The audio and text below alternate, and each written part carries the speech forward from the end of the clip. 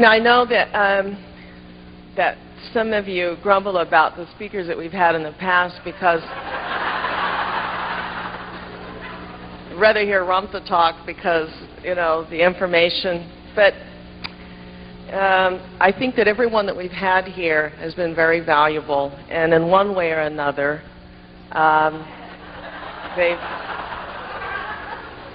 they've helped to reconfirm what we've been taught from a completely outside source, and that's one of the reasons that I invite speakers here. This next gentleman I was introduced to through a videotape from my friend Anne-Marie, and then her friend, the captain, sent over this videotape of Alex Collier. And so I was just in the mood to listen to this, and I sat down and I immediately liked him. And I liked what he had to say, and for 6 hours, videotape, I was glued to it. And one of the reasons that I wanted him to come here is because he addressed issues in this that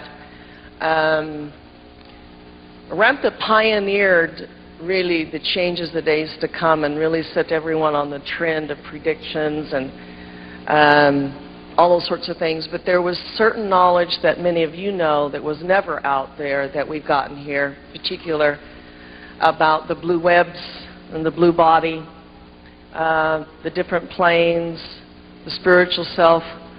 Well, this gentleman happened to touch upon some of those subjects, and I was intently intrigued about his message.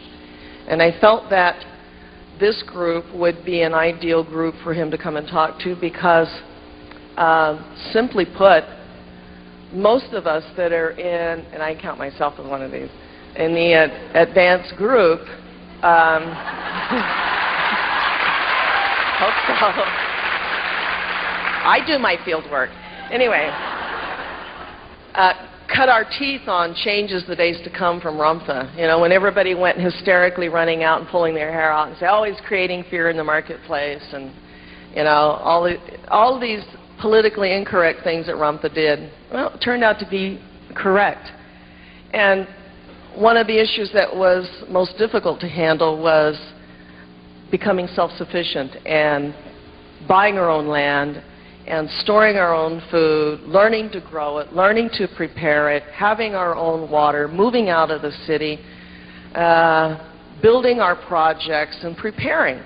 And there is a school of thought within the school who thinks that's sort of silly if we're gods. But, you know, I love what Ramtha throws back on you. So, well, if you're so hot, then you get out there and let's see you do field work. You know, I mean, that sort of puts that issue to rest. And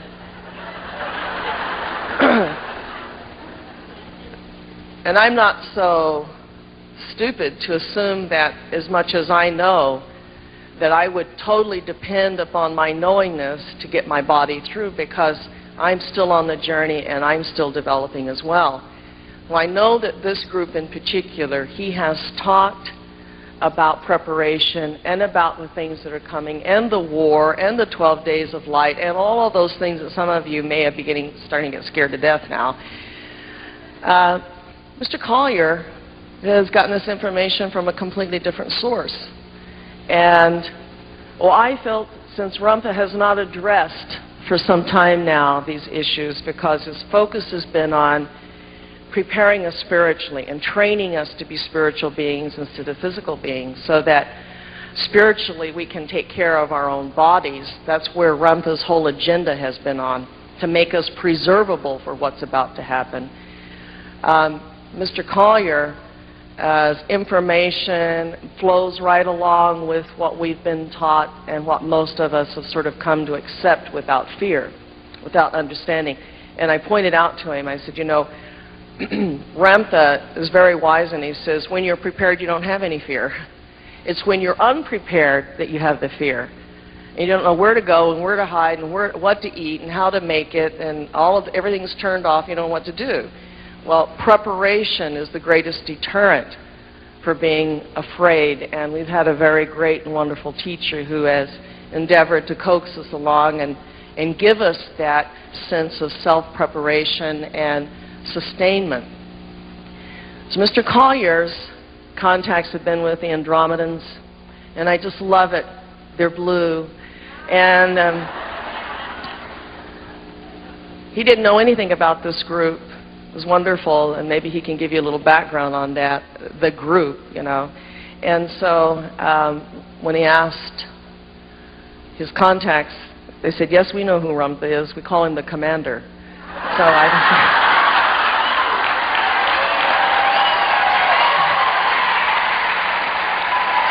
I don't know what you want to do with that. We all know that he has that ability to command. So we're not sure what context to take this in. I want to also prepare you for something else. I know what it's like to have a head full of knowledge and 5 hours to try to get it all out. It's taken you 20 years to learn it. Mr. Collier has a head full of knowledge. He also has a lot of questions. He has a lot of information. His talk isn't a pat little talk. It isn't written down somewhere and he's memorized it. He has important information on every topic. And I know what it's like to address an issue and then remember that there's other issues to add to that.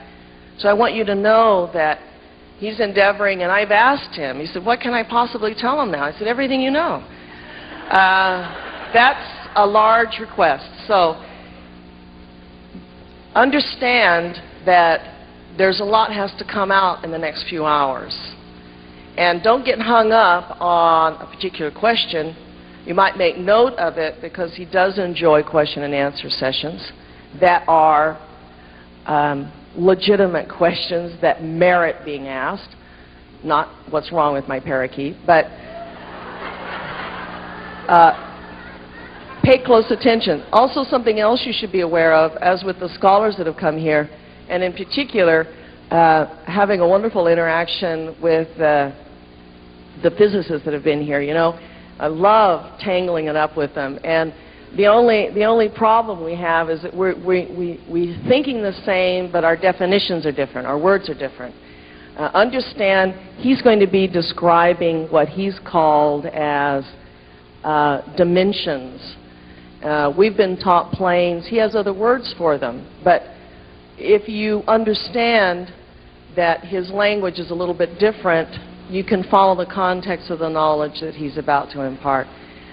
And lastly, I want you to know that he has a tremendous burden, because I know that when I began to wake up and know things that I wasn't happy about, it made me really sad. And what made me worse was that I realized that everybody didn't want to wake up, and nobody wanted to know what I knew, because it was uncomfortable and it threatened our security and our little box. I think Mr. Collier is sort of in that place now. He has a tremendous amount of sadness about how do you tell people what's coming, and knowing what their reception is, and knowing they don't want to hear it, and knowing what our choices are. So he has a burden, and any messenger, and I can tell you, bears that burden, but any messenger worth their salt will live through it, and I think he will. So it's my privilege to present to you the lovely, the beautiful, the esteemed Mr. Alex Collier.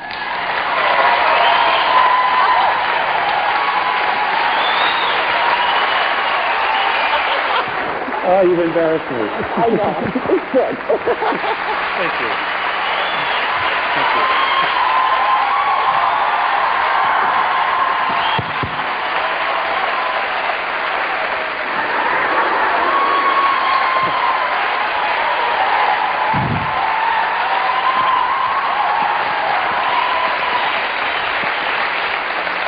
Thank you. Thank you. Thank you. Maybe we could just do this for 3 hours.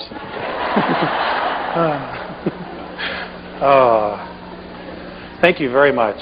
This is the largest crowd I've ever spoke to. I'm usually used to about 100 or something.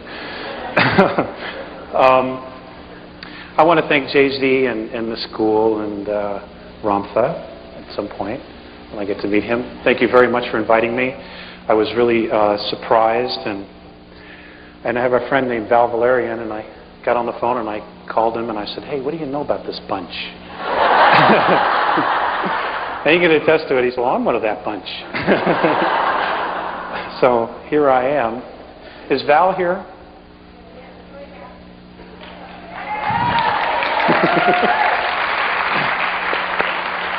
I want to thank Val for putting the information on the Leading Edge webpage. Because of that, it went into Nexus magazine and it's gone all over the world on a grassroots level, and it's just great. He takes a lot of risks to share the truth with people, and let's give him a hand.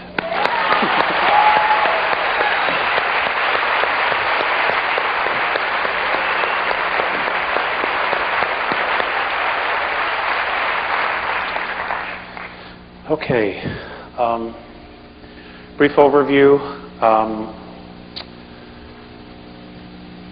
I have, for 30 years, been visited and taken on board by beings who live in the constellation of Andromeda. They are light blue. They look like that color of that, but they have no hair. Okay, it's interesting. Given quite a few strands of hair away.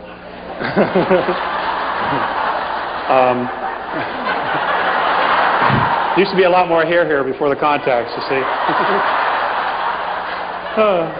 This is what 10 years will do. Gosh, I hardly know where to start.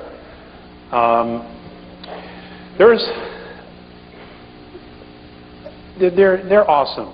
They're a very healed race, and you know, after thinking about it, I think the reason they're so healed is because they have absolute mutual respect for everyone. And they've said that that's the only way we're going to have a healed race and planet, is if we have mutual respect for each other. And I realize that there's not a lot of that teaching going on anymore in our world. I've had to look at the character of our race on Earth, because I'm blessed to be able to compare it to something else. And folks, we got a lot of work to do, and we have a very short time in which to do it. A lot of things are really going to start happening around February, March, April of next year. And you know, I wish I could just tell you it's all love and light, but that's just not reality. We live in a duality here, and there are definitely some people races that are screwing with us. And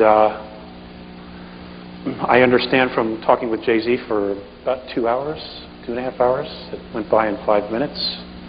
So it's true, there is no time. That you're being taught a lot of what to do, self-sufficiency and self-preservation and being totally self-responsible. It is imperative that what you know when you leave here, you go home and you teach. Because this truth isn't out there. And this is one of the sadnesses that I have, is because I have been shown some probable futures. And a lot of people don't make it. 2/3 of the planet don't make it in those probable scenarios. And I truly don't want that to happen. You know, there are a lot of really good, generous people, but they don't know the truth. They have no way of attaining the truth because of where they are on a consciousness level. And you're all teachers. You're all leaders. You were leaders before you came in here. You were teachers before you came in here. But when you go out of here, from what I understand from Val and Judy and Judy Pope, and talking to Jay-Z and Greg, that you're going to walk out of here professors, PhDs. So don't be afraid. The word warrior originally meant not being afraid of who you are. Okay, it didn't mean slash them up, cut them up, you know, murder, betray. It didn't mean any of that crap. Okay, it meant not being afraid to be who you are. And you are all true human beings. We are all royalty. And I will get into that. I once asked, the two beings that come to see me and that I have gone with are 2 Andromedans, a very tall one who's 7.5 feet tall, almost 8 feet. He's 450 pounds, and I mean, he's just like that. I was very self-conscious. You know, it's a male thing.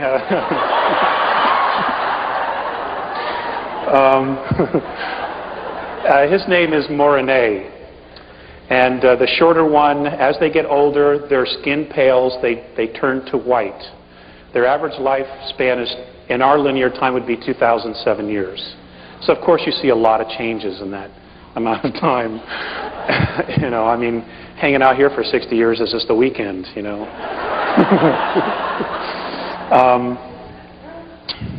And the other one, his name is Phaseus. And Phaseus, in our linear time, is 4,300 years old.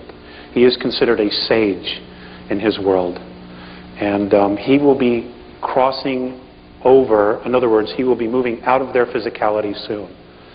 And in Andromeda, when somebody makes the crossover, moves out of their physicality, it's a celebration.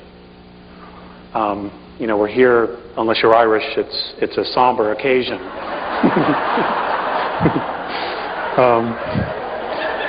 You know, the Irish have the great right idea. They party, you know. Divide his clothes and everything. Anyway, I once asked Phaseus, you know, what was to become of our future? You know, what was going to happen to us? And I want to read you this definition of what he said. Now, some of you may have already seen it in the magazine or visited Val's website or, you know, seen the bootleg videos that are all over the place. But this is what they said. Responsible freedom of self-determination. Becoming truly self-confident and free. To unconditionally be responsible for oneself without being coerced to accept some higher authority. Now, I understand this is exactly what you're being taught. And I knew, and which is really nice, is this is confirmation not only for me, but also for 𝗔𝗟𝗃 and her people. Because I didn't know anything about 𝗔𝗟𝗃 until about 3 weeks ago. In fact, I've given channelers a bad rap.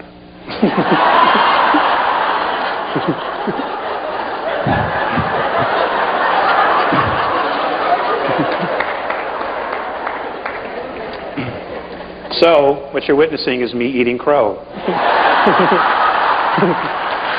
Oh.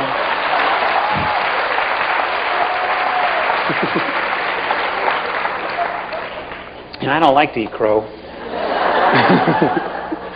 That's a male thing too, I think.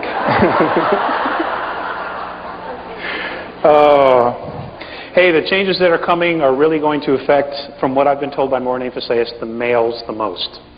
Because we are the most shut down. Not only genetically, but spiritually as well. I'm just being general, okay? I'm not meaning all of you. I'm just pretending like the whole world's listening. Looks like the whole world in here.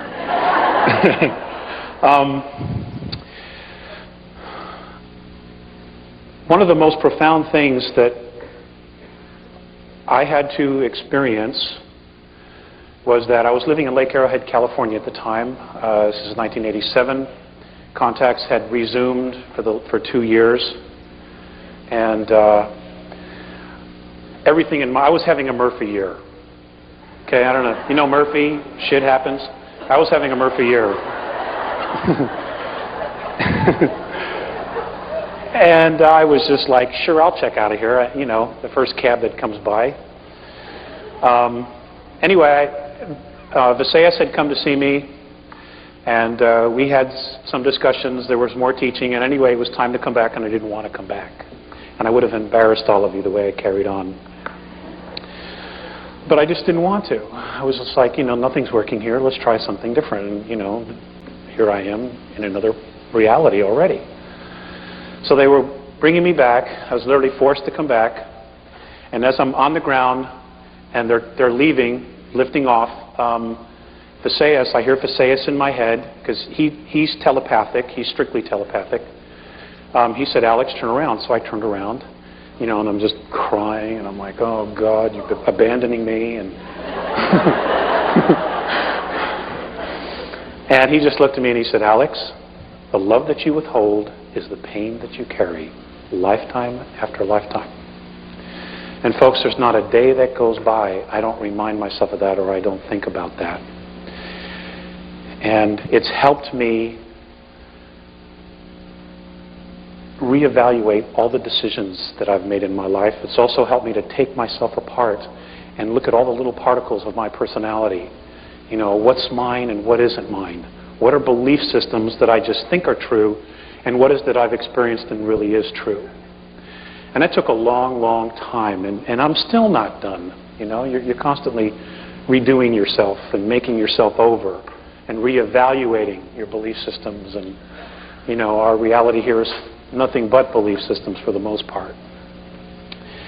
And I just, you know, I want to pass that on to you because I've made a lot of decisions, and I'm sure a lot of you have, where your decisions were not based on love and you literally withheld love for some reason, whatever your reason is.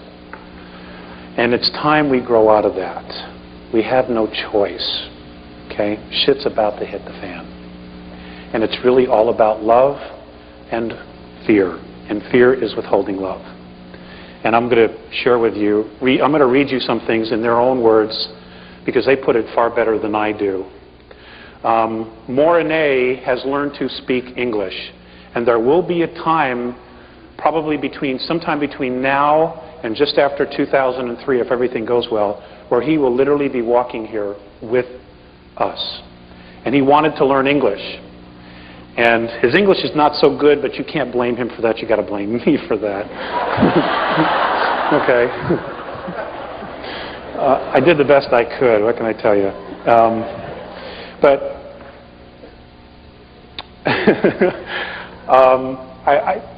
When they talk to each other, they talk telepathically, and their language is holographic, very much like the ancient Chinese language or the ancient Japanese. They're literally holographs, but you can't just pull them up off the page. And holographic language is entire concepts like this. So you will just give one symbol, and in that one symbol is maybe 10,000 years of a history or a meaning or a teaching. And it's very hard to describe, and it's taken me a long time to try to figure it out. And they were very, very patient in teaching me how to understand their language. And I want to do questions and answers because there's so much locked in my head that I have not tapped into yet. And unless you ask the question, or somebody asks the question, it doesn't come up. Okay, so I'm counting on you to ask some really good questions. And if I don't know, I'll tell you I don't know. In my conversation with 𝗔𝗟𝗘𝗥, she has a very strong foundation because of her teachings with Ramtha. I don't talk the same language. I'm really a simple, complicated guy.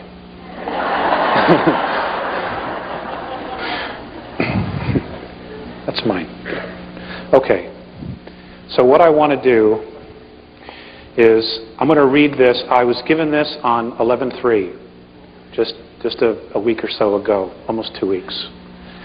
And it's a current up-to-date of where they're at. And anyway, I'll just read this to you. Alex, we have already spoken with you in detail of your race's genetic transfers and reincarnation before. I will mention them again when necessary because your path and happiness depend on being able to attain the truth. Yes, we are aware of the situation of your planet, and it shows great deviation of the right path in the sincerity period. But please, if you would try to share this moment and your planet's evolution as a preparation for the investments which will be made in the very near future for your races. Now, there's a whole conversation that preempted this. And basically, I had a contact and I went up there with an attitude.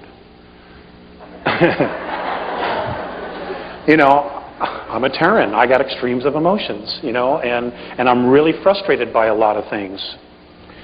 You know, I don't understand how the planet's supposed to evolve when nobody wants to hear the truth, and most of the truth isn't even available.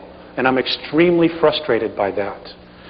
And then I hear metaphysicians justify, well, we're teaching the wrong thing, but it's all we have. I have a difficult time justifying that. Why propagate something that we know isn't real? And that's a whole other issue. When we get to religions, I really want to share with you what I've been told.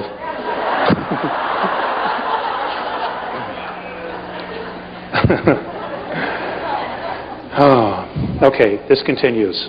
Since the removal of conditions by density technology, your evolution is going to a faster pace. I think you say than before. We have had to raise the frequency of your planet to move change and enlightenment along. Such a broad word you use, this word enlightenment. It was necessary.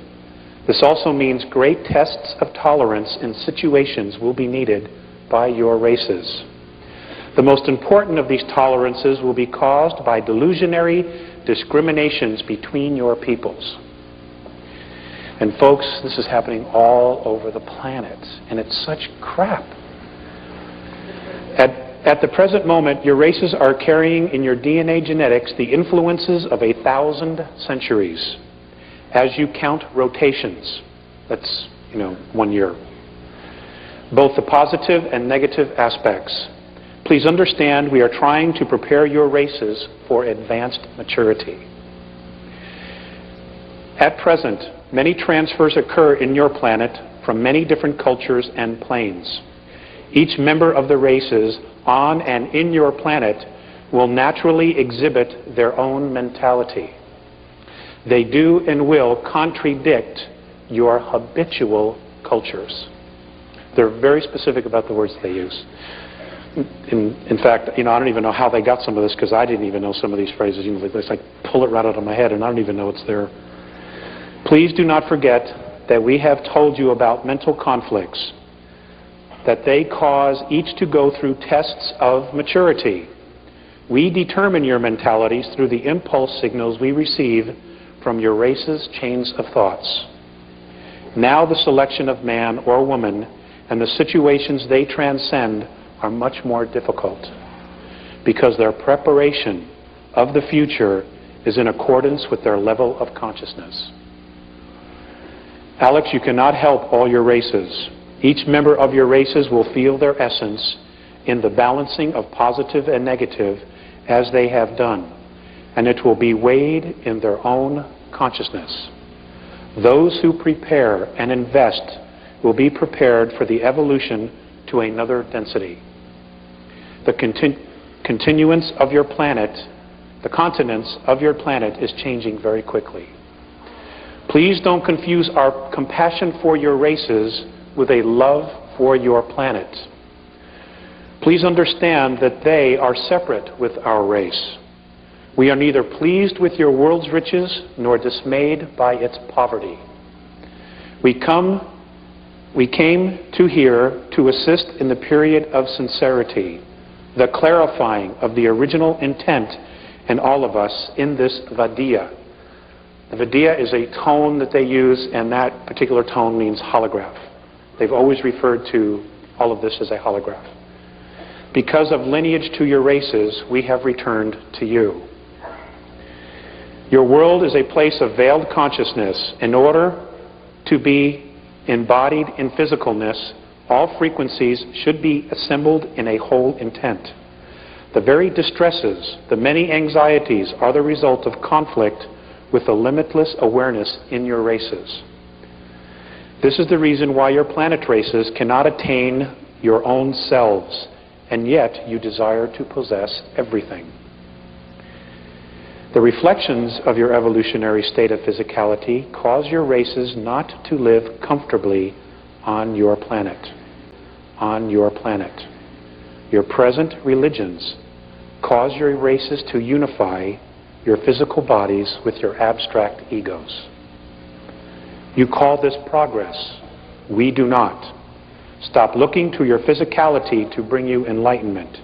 Your bodies are the effect of the cause, which is intent, moved by emotion, which creates physicality. This is their perspective. During previous past times in your third density, education of the soul took many incarnations of life and death of the physical body. Situations and reincarnations would reflect the system, it appears. All beings would transcend your physicalness in accordance with the degree of consciousness attained. Since it appears that your races, having no concept of the law of consistency, became very fragmented in extremes, religions became divisions of beliefs, and conflicts among your races took place. The worship of belief systems and idolatry came into existence. Reincarnations have become history, and by this means your races, Alex, and others than yours, have a probability of directly attaining your full essences. The reason for telling you this in all clarity is to free you of the conflicts and contradictions, so your races can attain the truth as soon as possible. So don't ask us about yourself. Ask about yourself to your own self. If your races cannot attain the truth and cannot be unified with your original intent, we will not be able to be in touch with your planet races.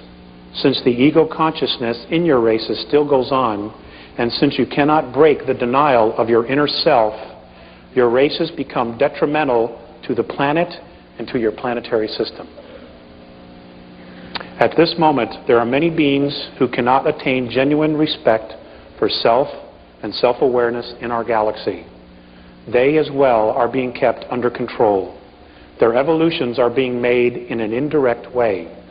Your races have also been persecuted and manipulated by other galactic races from planetary systems, negatively charged other than your own. I'm glad you got that. Since during your different past time periods, they have tried to prove to your ancestors their own technical power. Fear has been created in your races. We have returned to convey the truth, to erase these fears. Since your planet is the site of both the most primitive and most high maturity, it is very full of contradictions. Your religions, which have helped many to evolve, have not been released. Your races have refused to let go of a system of beliefs that have not serviced your planet for the last 453 rotations of your star. By freeing you of this, and with the use of common sense, we hope your races will attain your own selves and become fully independent. Be at one. Okay.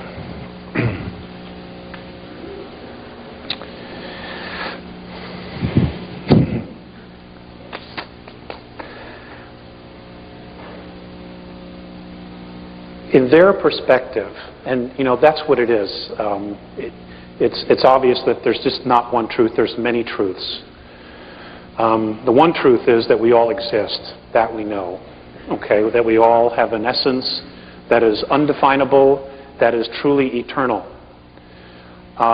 They say that third density, somewhere around the beginning of December, the year, what we know, linear year of 2013, will implode. It will implode.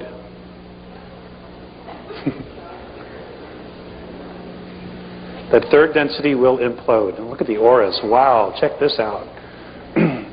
Now, what does that mean? Okay. I don't know if this is true, but this is what they say. They're convinced that literally what's going to happen is that there's going to be a graduation out of physicality.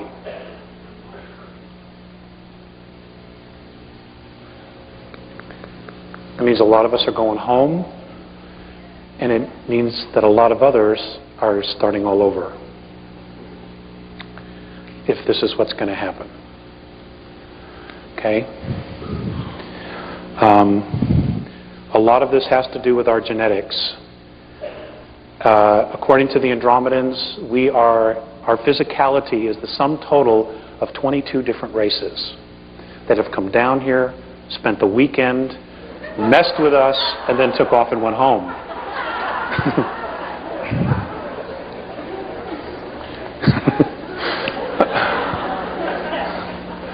Okay, intermingled, you know, left children behind, and just took off. The Egyptian pharaohs are the perfect example of this. Okay, the blue bloods, the English family, the Rothschilds, who are also blue bloods, are another example of this. Their blood is copper-based, and that's ET. Okay, that's ET. And the thing about copper-based blood is that you don't need a lot of oxygen. Your physicality tends to grow and have a larger lung capacity. Okay, so you can live in a lot of other environments where we couldn't. Now, what's interesting is that in our physicality, what we know as Earth, our atmosphere is getting thinner and thinner. I know that there's a lot of talk about the ozone, and it's a myth, that it isn't real, that there is no such thing as an ozone crisis. Folks, there absolutely is an ozone crisis. Okay? We are destroying, when I say we, all of us are partly responsible for this. We are destroying our environment. According to the Andromedans, 3,500 years ago, the oxygen content was between 34 and 38%. They say today that it is literally less than 17%. Now, those of you who have studied biology, what happens to the physical body when the gas, which is oxygen, goes below 15%? I'm sorry? Somebody said you die? Yeah, that's right. Okay. Now, why is this happening? Because a group of beings who are Terrans, who are Earth beings, have been made a promise by a group of extraterrestrials that have Orion belief systems that if they will get rid of some of the races on the planet, that the extraterrestrials will use their technology and restore the Earth to its original state. Okay? Some of that genocide was to be done by viruses. And as most of you know, the AIDS virus was created. And there are others that are coming, anthrax and the bubonic plague. You know, all of these things are coming back new and improved, I'm afraid to say, because there's some really, truly crazy people that are in positions of power on our planet. Many of them go back and forth from our planet to the moon. Now, you don't have to buy any of this, and that's okay, you know. But I can tell you this, in the next 10 years, you will absolutely know for a fact. Richard Hoagland will be vindicated. He truly will. Okay?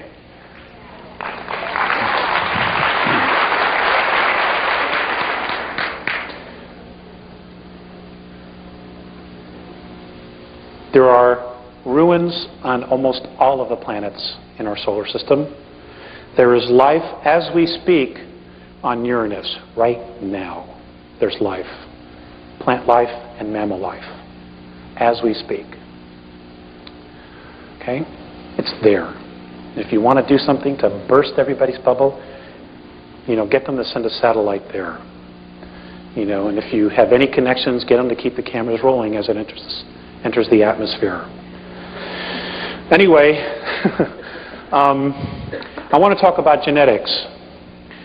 I'm going to read to you something that was given to me on 8/6/96. Actually, it was given to me a little bit sooner than that, and it took me quite a while to get it to Val. And it's about genetics. It's not very long, and I just ask that you bear with me. But apparently we were all copper-based. All of our physiology was based on copper. We were all blue bloods. Okay? We were all royalty. In fact, we still are. And the reason it isn't is apparently because of a nuclear war that occurred here. One of the nuclear wars that occurred here. Now, why Earth? Well, number one, it's a really beautiful place. Okay? It's not the only planet that has water. And when you listen to the scientists talking about, you know, the different moons that have water on them, you got to ask yourself this: where did the water come from? If you have a moon that has no atmosphere, how did the water get there? Because it wasn't always there. It wasn't always like that. It had atmosphere. They were moved. Even Earth was moved from its rotation twice. And there's a possibility, if it's able to happen, and I talked with this with Jay-Z, that they want to do it again. The flood of Noah, okay, is a moving of the planet from its original orbit. That's what caused it. Okay, we're talking about huge motherships that just hook a little chain to the planet and just move it. Okay, they have this technology, but that's what it is. It's technology. Okay, apparently we can do these things with our own minds if we're disciplined enough and we're clearly focused on our intent. And with talking with Jay-Z, that is exactly what Ramtha apparently has been teaching you. Okay, to remember who we originally were before we fell into time and fell into physicality. So I will read this. In your linear time of third density measurement of 439,231 rotations ago, war on a grave scale occurred in your solar system. This aggression occurred against those on your worlds that included not only you Terrans, but also those of Nibiru. This invasion of your system by Orion was led by a queen named Suti. This war was destructive on many levels and frequencies of physicality. We will focus tonight on your Terran physical form.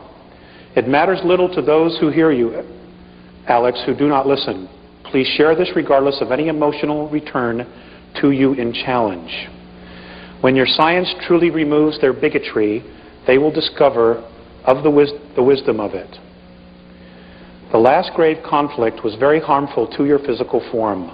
Many weapons of destruction, many of atom splitting have been used, which means nuclear weapons. This is the reason for most of your Terran skin tones. We shall explain. Orion was and is most interested in the females of your race because of the procreation, reproductive, and genetic strengths. We want to share the fact that much of your Terran history has been misleading in its truth by those who eventually conquered in control of your solar system. Nibiru won, but only a short battle, before they and other outposts were forced to leave your solar system because of genetic damage. Your original races were green-skinned. This we know because of large copper traces in your Terran 22 blood types. Also, the pituitary and thyroid were fully functional. The genetic damage to these organs was caused by radioactivity in air and all things of contact. The air was like this for a long time. It caused the genetic memory of these organs to be closed and almost atrophied. Your world experienced drastic changes in climate and massive magnetic fluctuations. Your different skin tones, races, are a result of an edema damage to your blood. It was then necessary for survival to create self-sufficient and contained environmental habitats, both above and below the earth. Now, folks, this is what the Garden of Eden was. It was an artificially created environmental habitat. Okay, it's like like what Richard Hoagland's been talking about. You know, you take a dome city, you build this dome, and then you terraform it underneath it. It's exactly what these were. Let's see, where was I? Much of the fossilization of your Terran remnants is caused by this radiation of your planet. Your system contained 3 suns at the time. Only 2 remain.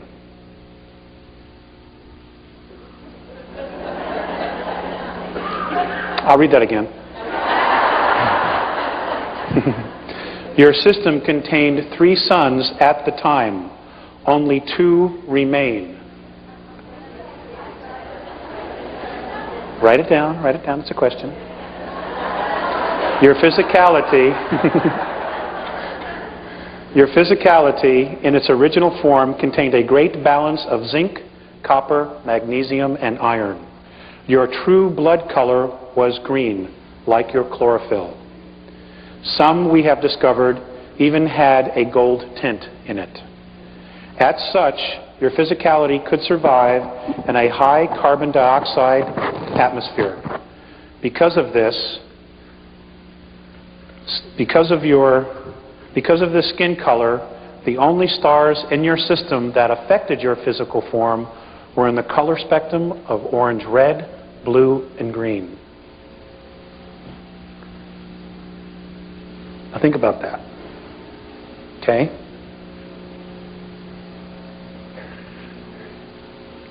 If you picture in your mind everything's a holograph, okay, which is a group of frequencies.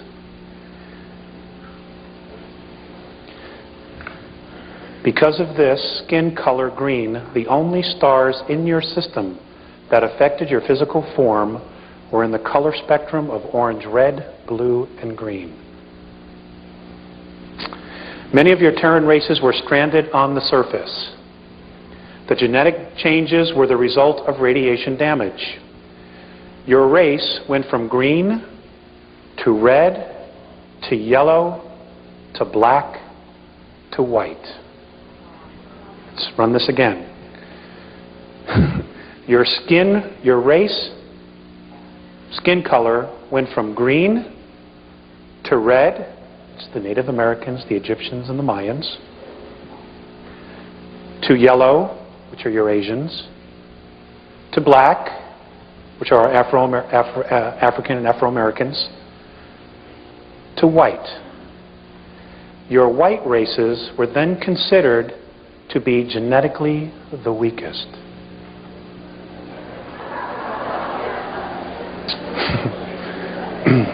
Puts a whole new light on prejudices, doesn't it?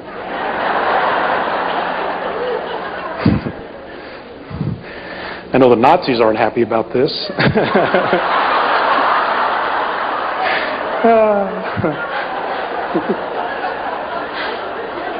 It's just as well I don't like them anyway.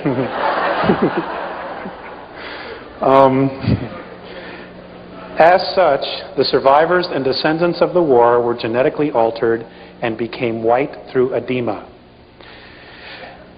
And they were persecuted and forced to live underground, only to surface 5,508 rotations ago to the surface of your world.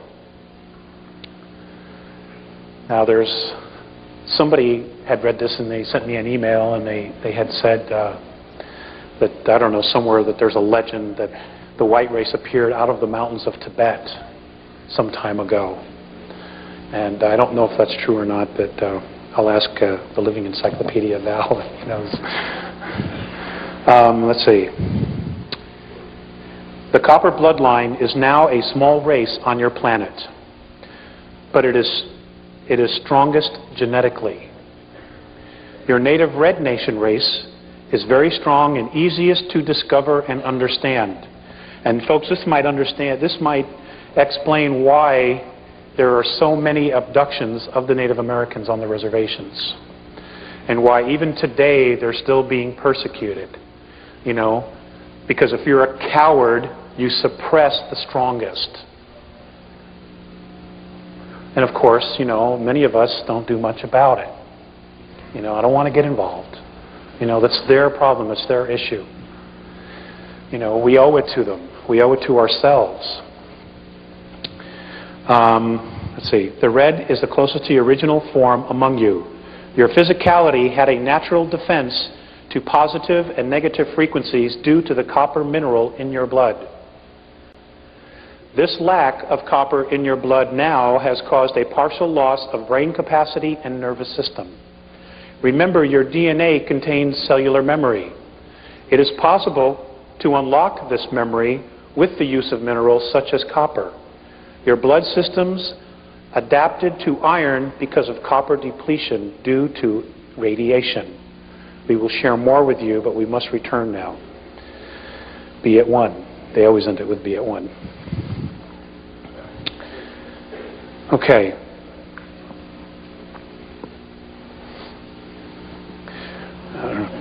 keep going. Are there any questions?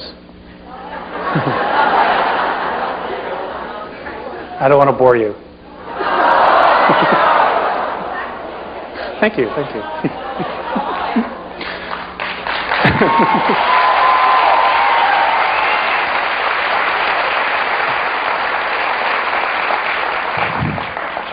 You guys are so great.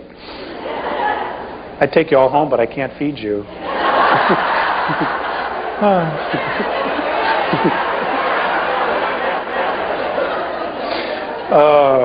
Hey, I have a family at home, and a new family actually.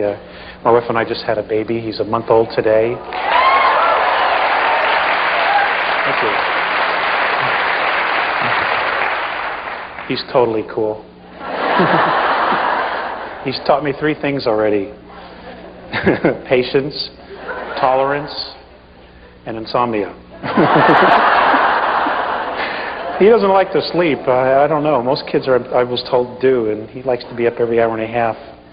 My poor wife, she went from needing 9 hours of sleep a night. She's only getting 90 minutes. I don't know how she does it. You mothers must know. Wow, what a club, huh? It's an elite club, I'll tell you. When I saw the baby come out, I was like, God, I'm so glad I'm a man.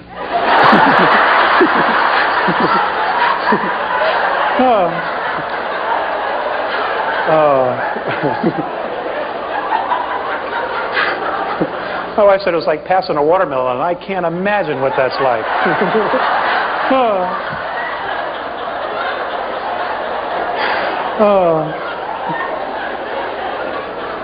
Nor do I want to know.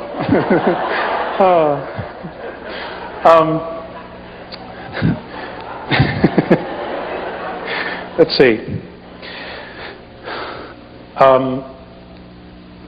I've talked with Morning Faceus about maturity, and a lot of this had to deal with me specifically about how to grow. And and when this first started, they didn't tell me that I would be speaking or would be required to speak, and that's because I didn't read the fine print on the contract.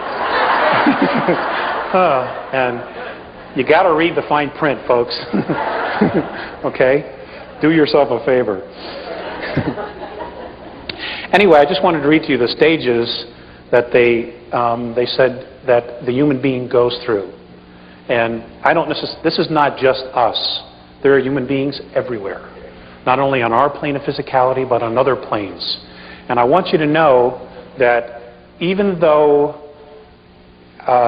you may not see them, even though you talk about what I refer to as dimensions or densities, what apparently Ramtha refers to as the planes, there is a physicality on every one of those planes or densities.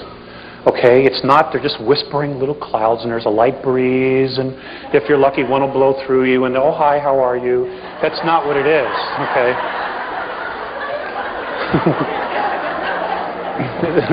It's a lot more complicated than that.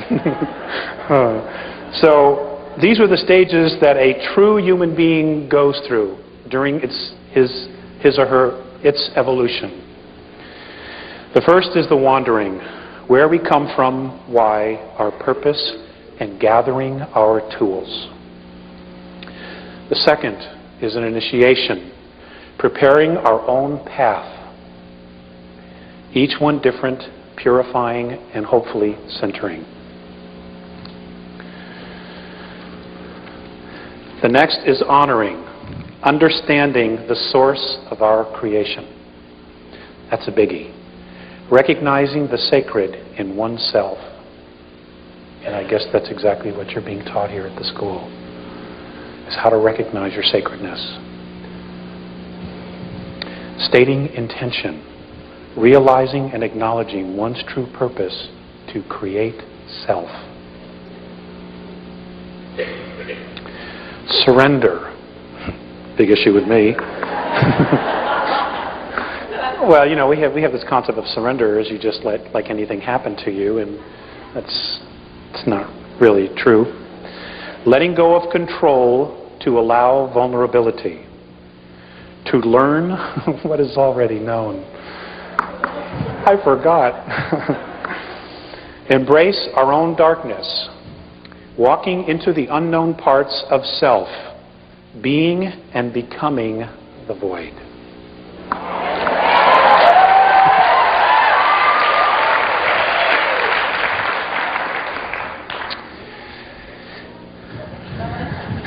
Yeah, I'll do that after I go through it the first time.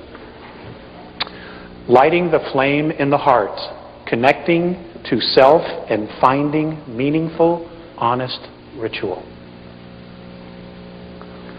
Transformation, climbing the ladder of self-responsibility to hold a vision of being oneness, being the vision that alters all perception.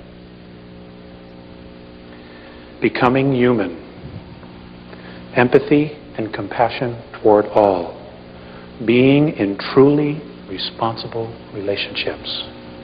And folks, I've learned, for me, that that's the secret of life, is relationships. Because they all mirror back part of us, part of me, all the relationships I have. Walking the path, integrating all of life's experiences, being a teacher by being. Service, discarding the illusion of separateness, total approach to life in humility and joy. And the last, the worship of the isness is the creation of self. The isness is their concept of creator, creation, what we refer to as God. I don't like to use the connotation God much anymore because, our perception of it here, is based on biblical teachings. And those beings, the God in the Old Testament and the God in the New Testament, are extraterrestrials. They're not the big guy.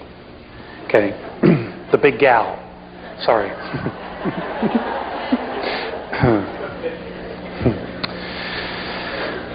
Okay. Are there any questions now? Okay. Let me get some water.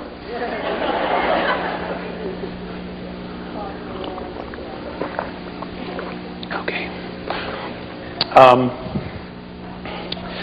Fear is a big issue. At least not in this room, but outside this room it is.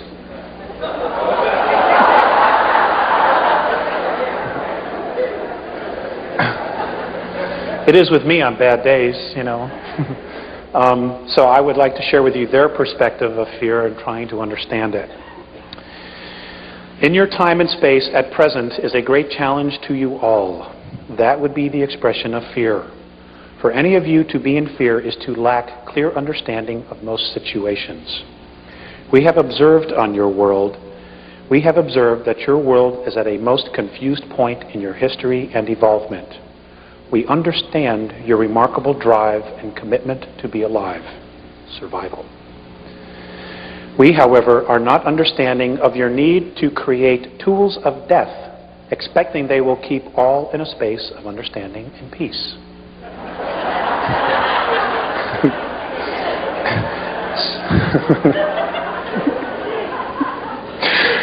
It's pretty obvious, isn't it?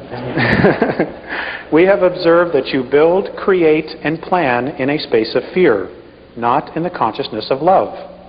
So your defensive position of institutions that create and employ are always then in a state of unraveling and disintegration. We share this with you because they drain you and your earth of energy, both the spiritual and materially physical. Fear always has to feed. Fear does not create itself. It has to feed. The fear we observe is difficult for us to understand. These are the andromedanas. It depletes you of your focus on the original intent. Now, they've referred to this a lot. And they've never come right out and said what the original intent was. But I suspect it's that definition I read you in the very beginning. That was our original intent. It is elusive. It's a very secretive energy. Fear withholds love. This is most saddening to see and feel. How can we share understanding and love when so many of you are withholding from self and each other? You guys need some viral defense or something? Okay, please try to feel the words. We as a race are trying to express to your race. One of your original intentions in creating your physical reality is the idea of creating and learning to manipulate and express yourselves through physicality, using your consciousness. Okay, it is your consciousness that is the gift of the isness that the isness has given you, and in fact, all things that bear spirit. It is the gift that has been clouded, and most importantly, clouded by fear. This creation of fear is completely irrational to whom you all are. Fear, as we ourselves at one time as Lyran ancestors, sought to defend and legitimize withholding of love. We have come to understand that withholding love only creates perpetual disintegration. We have discovered in our home galaxy the ruins of vast races having achieved recognition that have ceased to exist. They destroyed themselves simply because they withheld love and drained the very life force out of their intent and imploded and destroyed their self-creation.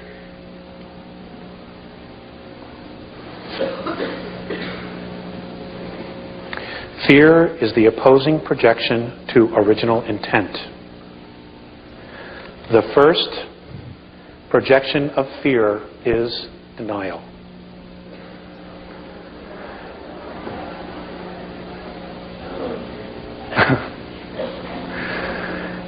An emotion of incredible restriction. And as a restriction, denial and fear will result in the complete opposite reality as that which it claims to be. Fear is based, in our perspective, on a misunderstanding of one's own worth and security. Why is this so? We have formed a perspective based on your history. Your many religions have helped and hurt this process. Some of your world beliefs have many convinced they are sinful creatures of nature. Now, I just want to add something here. In one of my conversations with Mornay, the word sin came up, and I brought it up. I was born and raised a Catholic, so I was fully indoctrinated. And he told me that the word sin is a word that is pre-Sumerian, and the word sin originally meant genetic defect.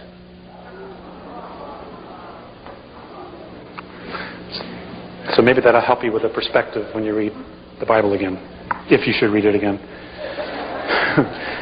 Some of your world beliefs have many convinced they are sinful creatures of nature.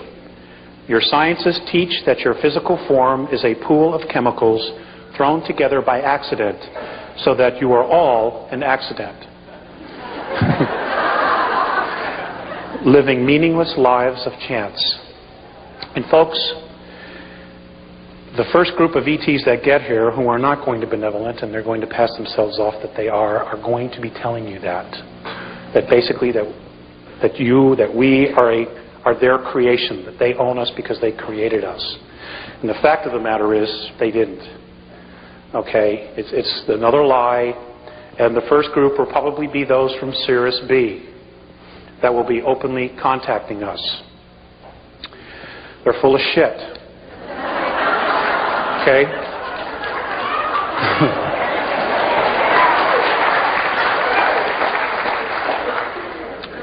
You know, the game continues, and a lot of people are going to fall for it because the earth will be going through changes, and they'll come down and we'll save you, and, you know, this is the way, and so on and so forth. And, you know, basically what they're going to do is they're going to use our free will against ourselves.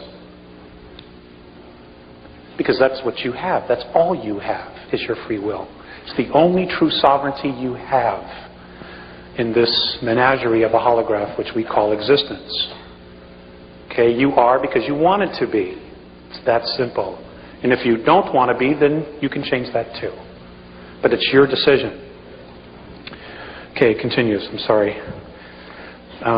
You fear a God whom a book says is a loving, forgiving God, who will eternally throw you into an abyss for making mistakes. It creates serious dysfunction, don't you think? Which way do I go? And you do nothing, you know? It is in our perspective where this fear of unworthiness and insecurity is created from.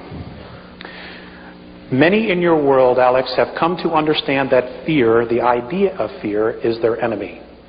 And all of you struggle between understanding and fear and reason and fear. Please, we ask you to share this with your race. This struggle is in no way predetermined.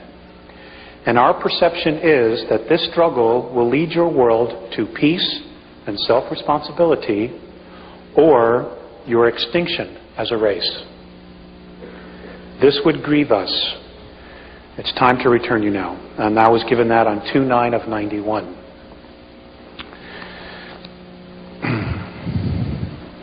So,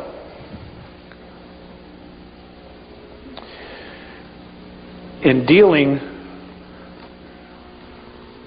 with the reflections that Morine and Phaseus have given me about our race, it's been difficult to want to come back, especially when I've seen how they treat each other. The very first time I was taken on board an Andromedan mothership, I have actually spent 3 months with them. I lived with them for 3 months in 1986. But but in our linear time, I was only gone 18 minutes. Time travel is a great thing. You know, I was home to make car payments and everything else.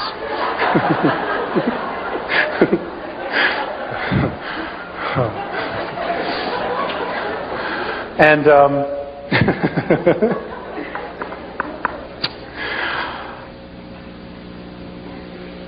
I forgot where I was going with that.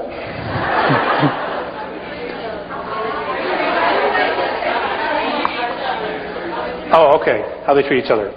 Anyway, the first time I was brought on an Andromedan mothership, and they are 900 miles in diameter.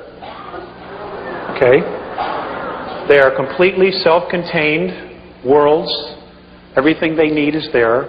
I had to wear a belt so that it would keep my physicality together, so that I could spend this time with them. With the very first time I walked on, and in the middle of, they're made up of different levels. The craft I was on had 24 different levels. And in the middle of these craft, there is a 21 mile by 21 mile park with trees and everything. Okay? And they use extensive technology and holographs. And they can literally create their sunrise, their sunset. Okay? And the trees and plants grow because it is a holograph, but it is real, even though they're creating it with technology. The very first time I walked on, there were children. They teach their children in the middle of these parks. Everything's done in nature, like very much like the Native Americans used to do. You know, when the teepee got too small. And I walked on, and there were a bunch of children there. And as we walked out of a corridor, down a corridor, and out into this huge space of what looked like, could be anywhere, like Agura Hills or someplace out here, a park, the children moved away from me. And I was like really hurt. You know, I was like, oh man. And I was like really hurt. You know, I was like, oh man. And Morine immediately picked up what I was feeling, and he said, "It isn't you. We have been teaching them about your race."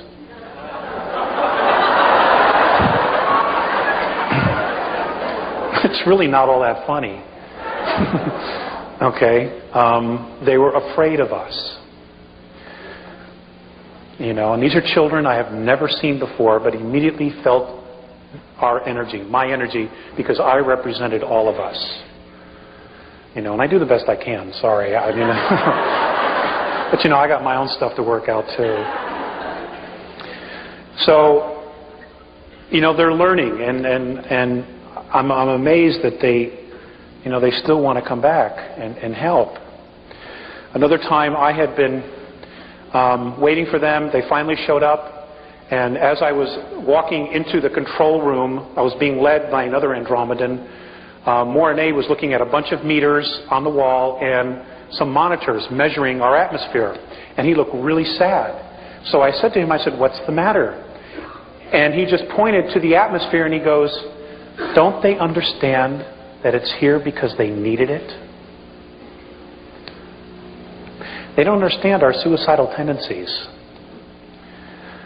They don't. I guess they have the perspective that we should really know better. I don't know where they got that.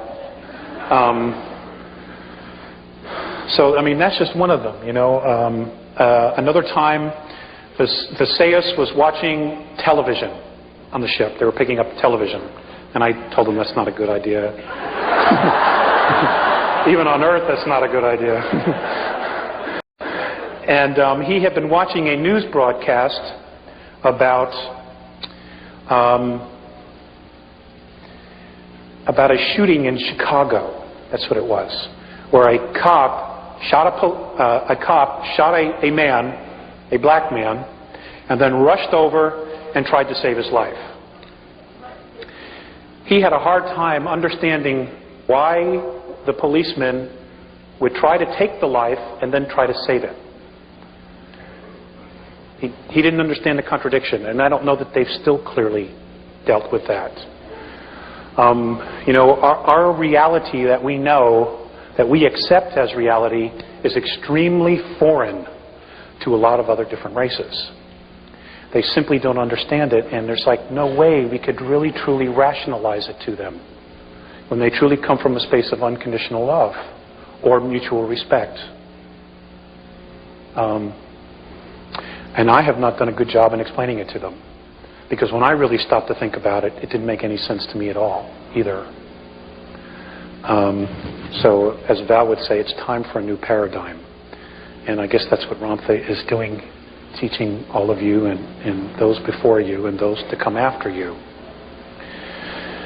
I've given a lot of thought to our race and the character issues, and I just want to share with you some of my thoughts on the human race and about people. A lot of this comes from my own experience dealing with us. A human being whose heart shows no passion is a person who doesn't have a life. A human being who doesn't give from his heart or her heart is a person who will lie to you. I've had to learn that the hard way. A human being whose heart is committed to nothing is a person who will not try, who will only take. A human being who is not willing to risk or take chances for love is a person who is absolutely empty inside. They're already dead. They're just sucking up air. I've come to this conclusion because of my relationship with Morane and 𝗖𝗢𝗟𝗟𝗔. I absolutely love these two beings. They are my fathers, my brothers, my friends. And, you know, in some respect, even my sons, because I've had the opportunity to teach them, you know, and even English. It was like, you know, I felt like I was a really big deal, you know.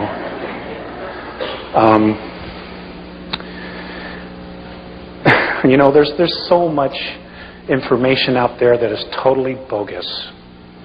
I went to the Star Visions conference. I'll probably get into trouble because this is beyond video, but I'm not going to do any more anyway.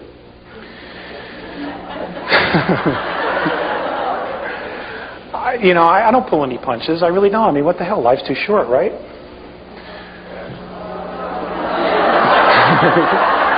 Okay. This incarnation. Okay, we have a difference of opinion. Hey, you know, I've been hanging out with those guys, and, you know, they live thousands of years. I wouldn't mind that.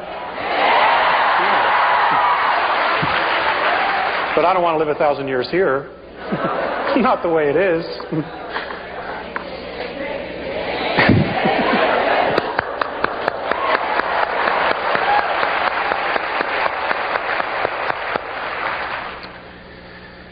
Okay, where was I? Star visions, thank you. See, it's the insomnias, little munchkins around 3:30. Somebody wrote in a card we got, up around midnight, when you hear that mournful cry, just remember at 3 a.m. you can give it another try. And it's so true. The star visions, there was a guy there who had some pictures of some craft, and he said that he has been in contact with Syrians. And he mentioned Cirrus B. And then he went on to make a speech, and Jesus Christ is a starship commander. He lives on Earth underground in a place called Valley of the Echoes, and that they're coming back and there will be a war, and those who are not in favor of Jesus will be destroyed. And they gave this guy a standing ovation. I'm not kidding. They gave this guy a standing ovation. And it was really sad, because these people don't have a clue. They don't want to take responsibility. You know, they can totally thwart this war. We don't have to do anything really about this as long as we started working and learning to live with each other, granting mutual respect, having natural tolerance for our race. And I know it's not easy because of all the conditioning. But folks, I need your help. I desperately need your help. You know, we don't need to create the book of Revelations, and that's exactly what we're doing. And there are beings out there that have technology that are more than happy to help us play this thing out, because we are a threat to them. And the reason we're a threat is not only who you are spiritually, which I will get into, but it's also because of our genetics. Okay? Our physicality was the Terran physicality, which is what we're known as, was melded between human extraterrestrial and the primate race, as this is what I've been taught. And it is that melding of those two races which gave us our incredible extremes of emotion, which is why we can hold so much creative energy inside of us. This is why they're concerned, and this is why the Andromedans are in awe of our creative energy. Because here they have to use technology to create some of their physicality. We don't. They're amazed that when you leave your house, okay? When you leave your house, everything is still there when you come back. It doesn't disintegrate.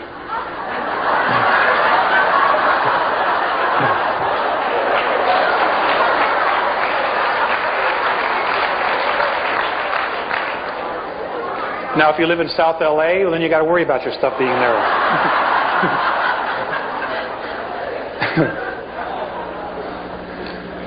They're amazed at that, of the intent and the energy that it creates to create every one of those little tchotchkes that you have on your shelf. They're amazed. Because they're very simple. They're very, very simple. They don't have all the little stuff that we have.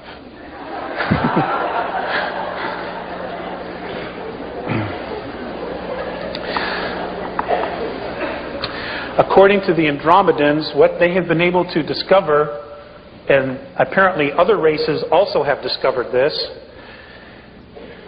is that they say that in what we know is our universe, which is a holograph, that there are 11 layers. I'll just deal with this. 11 densities, and now apparently there is a 12th. This is their perspective, okay? And they say that we fell into time, into physicality. They say, the Andromedans say, that many of the other extraterrestrial races are fascinated by what it is we know, that we have locked up inside of us. Because We have already evolved to that level and then have come back to start all over again. They don't have access to this. What they think we know, what apparently is locked up inside of us. Not only that, but apparently we specifically chose this physicality because of the vibration that we held, because of the primate and human, because the physicality was able to hold such an extreme of emotions that we chose this physicality. And when you couple that with the idea that this physicality is also made up of 22 races, one of which includes the Andromedan race, they say we're royalty. They say that every single one of you is royalty on this planet. That you are royalty. And that many of the other extraterrestrial races, particularly the benevolent ones, acknowledge this because of the fact that we are spirit and we have these genetics inside of us. The dark ones, which include the gray men and others, they see us as beasts because of the primate. How can we allow this to surpass us? And this is why the constant genetic and mental manipulation. And in talking with Jay-Z, you know, like she was saying earlier, we talk different ways, but we're really, in many respects, saying the same thing. They're concerned that once we move out of our prison of third density, that we will radically change everything.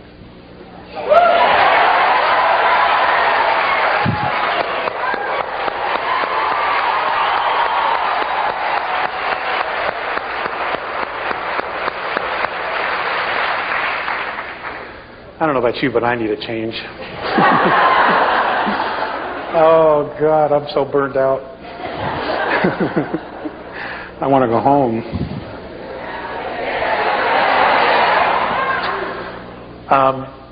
The Andromedans told me that the reason that I am one of 4 contactees, apparently there will be more added in the very near future, and I hope that some of that has to do with my griping.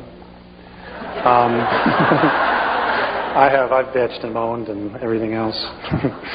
It's just impossible, you know. There's just not enough people.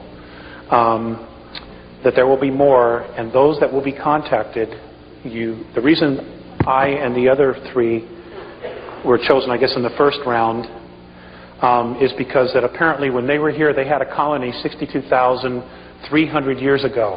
It's an approximation. They were here for only 65 years, that I was one of them that was here. That's how I got here. Okay? And there was a battle, and they were chased out of here. And I was killed in that. So, you know, when I write this number on the board, 62,000, that's a large number to me, you know. And I know it's linear time, and I know it feels like it was just yesterday, but I know that I'm from another place. And all of you are. You know, your souls were not born and hatched here. I can tell you that. We've all come from someplace else. They say that our universe, what we know is our universe, if we were to put it in our linear time, is a 21 trillion-year-old holograph. They also say that there are 100 trillion galaxies total in this, which we call our universe. That's including the other dimensions. 100 trillion. And some people still don't think there's life out there. I don't know what to do with folks like that, you know. I have some really good friends that I work with that are, you know, very, very good people. They're very awesome people, full of integrity, but they are convinced that there's going to be a rapture, and they don't have to do anything but just wait. And God, that pisses me off. I mean, there's so much work to do, and you're just going to sit on your butt and wait? Suppose he changes his mind, I said to one guy. He goes, oh, he couldn't do that. I said, is he God? Well, yeah. Well, then he could, you know?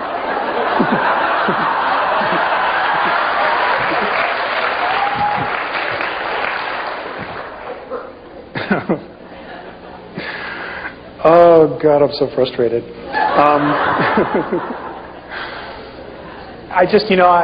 I feel the pressure of things starting to get tighter and smaller. And it's really great to see this. I was very disillusioned last weekend, and I had basically told my wife, Carla, I said, that's it. I'm fed up. I've had it. You know, I even thought about not coming because I was just so burned out. Well, you know, folks, it isn't easy walking these two worlds. You know? You know, right.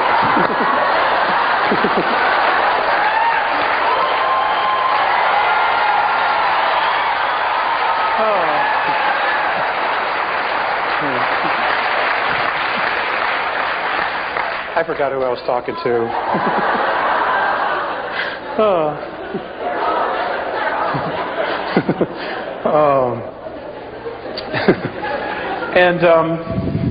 You know, there are times that when I go out for walks at night and I try to call them down and they don't always come. And you know, I look at my son and I look at my wife and I'm like, you know, do I need to put all my energy into this? And can I do both or what? And there are times I truly wrestle with, you know, where it is I want to be. Because the two realities are so extreme. You know, I mean, when I go up with them, I am so free, I can't even put it into words. And when I come back here, it's just like, you know, there's the phone bill, the electric bill, the gas bill, the car payments, the insurance, baby diapers, you know, formula, goat's milk, you know, all these little things, you know. And I say to myself, God, you know, they really got the right idea. They keep it real simple. You know, and all their energy goes into creating themselves. They're not distracted by all this other stuff. And I wrestle with that a lot. And I haven't come to a conclusion yet. I'll keep you posted. Okay, I want to read you something else that was from Phaseus. This was given on 6/5 of 96. The most necessary action now for all of you who are aware is to do what you are capable of to illuminate your degenerated societies. Consciousness is your scale. It always provides balance, which does not fail. It speaks to those and tells them what to do and what not to do, to one or all beings who choose to be evolved.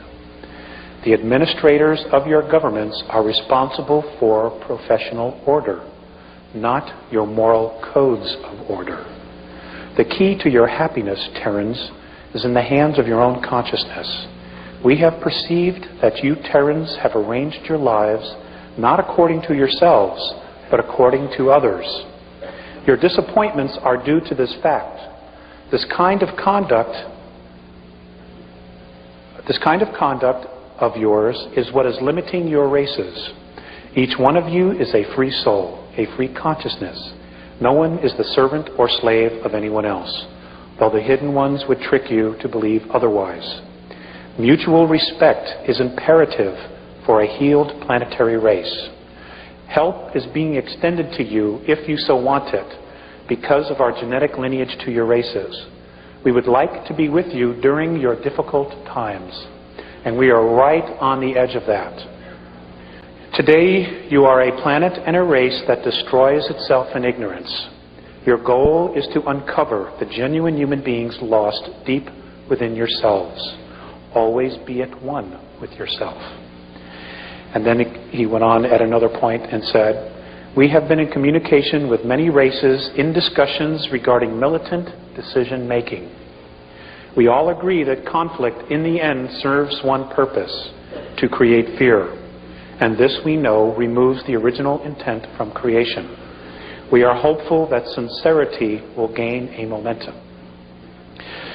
Just because they have these really fancy ships and, all this other stuff, it doesn't mean that they're great guys to go have a beer with. Okay?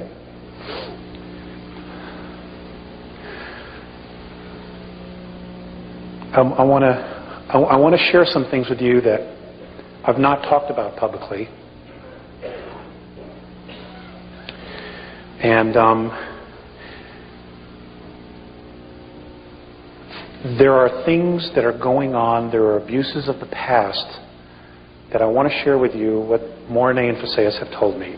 For example, one of the biggest questions we've always had in America is what happened to John Kennedy? Okay? I know that really bothered me, and I can remember sitting home watching the funeral on television. And to this day, it is like it was yesterday. Okay? I mean, he was no saint, but still. He was better than a lot of them. According to the Andromedans. God, do I want this on tape? Oh.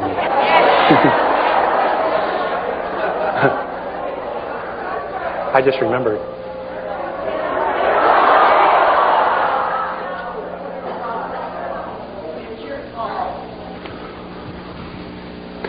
Some of the missing children have not only been taken by the Greys, by Orion, but also the Pleiadians. Now, apparently in the star, in the systems near Aldebaran, there are human Terran colonies that the Pleiadians have taken children from here. When I asked Morene if they had permission to do this, he said no, there were many broken hearts left behind. Okay, again, whatever the justification is, it's still a violation of free will. And that's how you have to measure somebody else's actions. Okay? Sirius has also been doing this. There were many children taken underground, not only by our government. Many of the children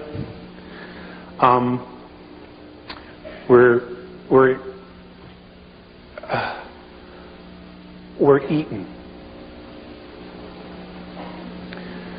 Okay? And I see a lot of heads shaking up and down. I just want you to know that the Andromedans confirm this as well. And ladies and gentlemen, they are our future. Whatever it's going to be, they are our future. And you've got to protect your families. Okay, the family is the target. Because that will pull the rug right out from underneath our society in a heartbeat. Because a lot of people find their strength, even if they're cowards, they find their strength in their families. When that doesn't exist, then we got big time problems. Children are leaving this planet at least 100,000 a year.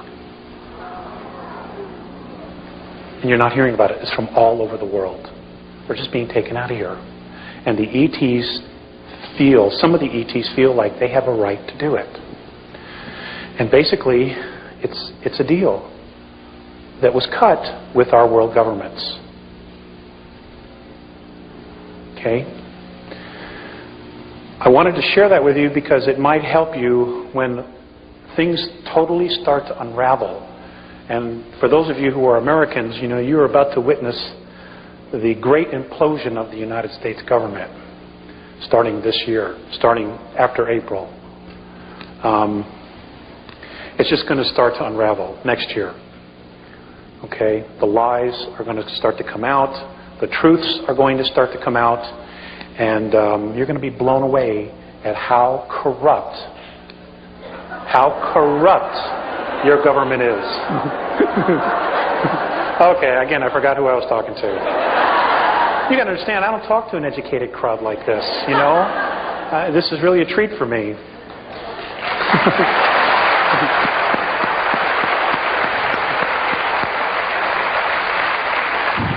I mean, you guys are just awesome,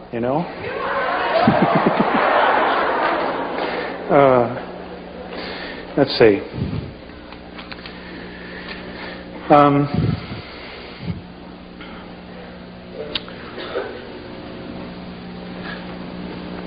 I'm going to show you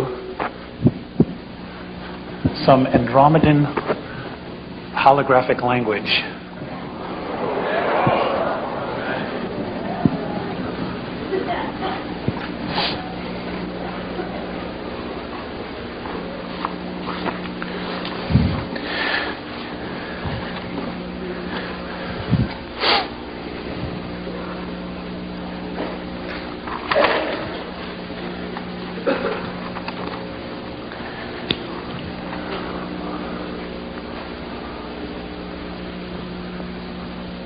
Now, remember, this is only 3D. If you can in your minds, use your holographic technology that you're being taught and pull it off the board and be able to move all the way around it.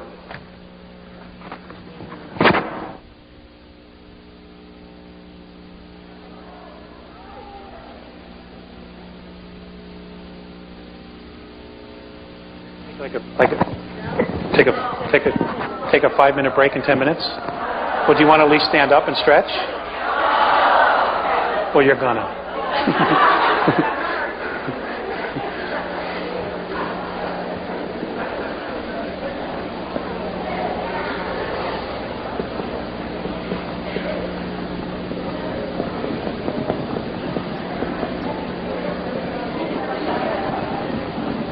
Okay. I'm not an expert on how holographs work, but in this holograph, if you could see it physically, all the way around, contains information. This symbol, when given holographically to another race, totally tells them everything about the Andromedan race. And apparently we are supposed to do that, be able to do that, and apparently we already do, but we don't really understand how it works. Okay.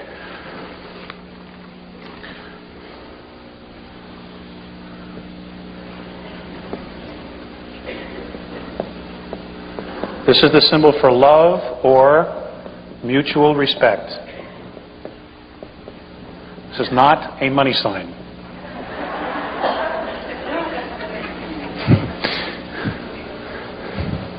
Again, it's holographic.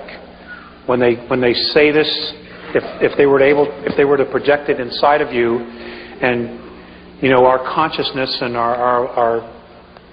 both our hemispheres would totally understand it, in this one symbol would be their entire concept and everything they know about mutual respect.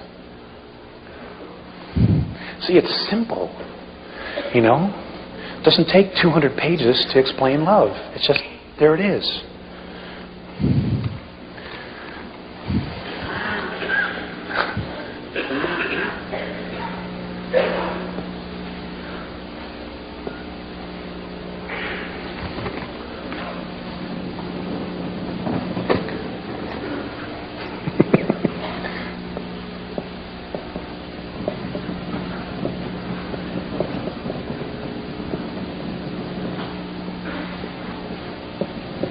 This is earth physicality.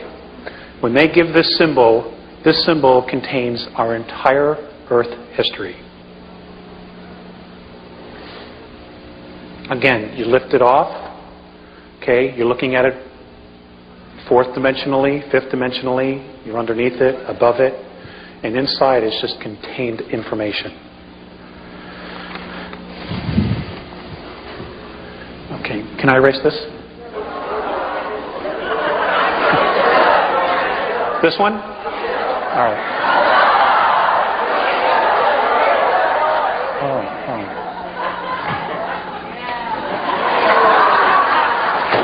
Thank you. This is very cool.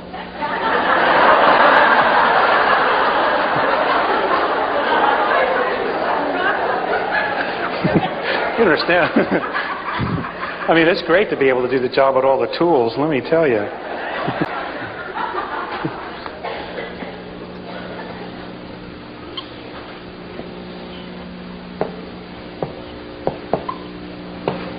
That's a symbol for war or confrontation. Oh, God, the water's really good here.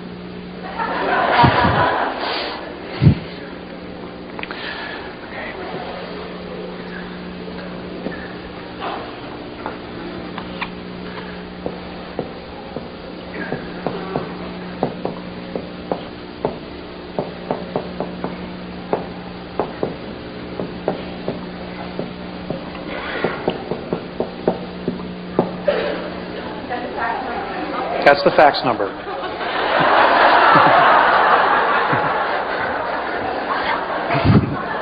Or the email.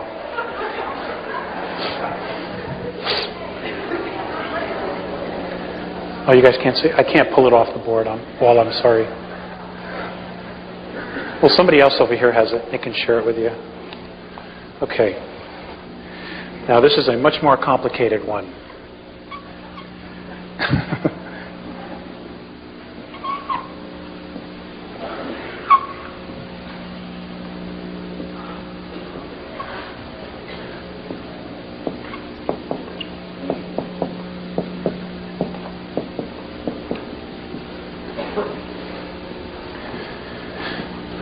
That's the symbol for the earth races. That's all of us. White, black, red, yellow, and green.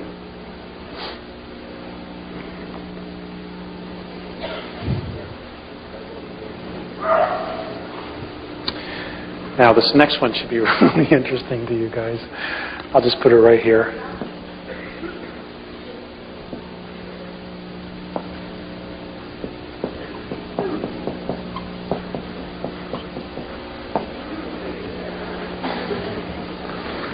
Now, those of you who are into astrology, this is very similar to the circle cross, which goes back to history. And apparently that symbol is supposed to represent peace.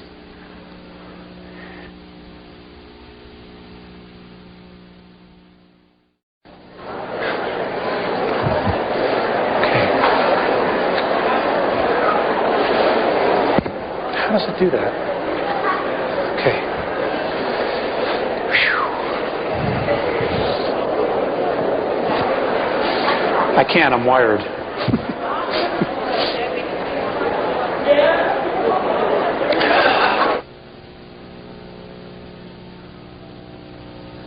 Okay. Okay, thank you very much for coming back.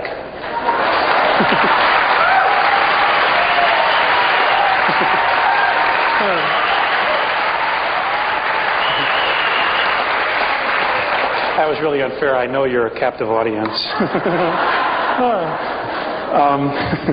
Okay, a couple things that I was asked to go over again was the implosion of third density and what that really entails. And I know I kind of skimmed over it. So what I'm going to do is to share with you what I have been told.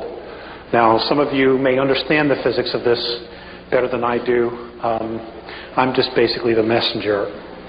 One of the messengers. Okay, according to the Andromedans, 21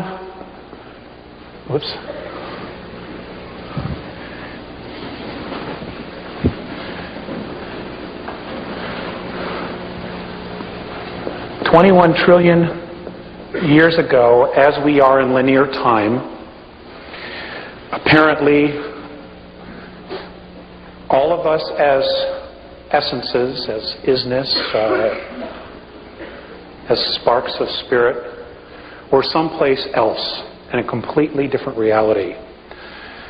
And what they say happened was that the Big Bang Theory is basically correct in its simplicity, but the physical part that we know of was the last of the creations or realms created in what we call our universe. Okay, now when I'm referring to universe, I want you to know that I am talking about all of the 11 creational densities or planes. That'll make it simpler for you. What they say happened was that all the black holes were created because wherever we were, that space, that universe began to evolve. And as it evolved, those of us who weren't ready to evolve literally gained weight in mass.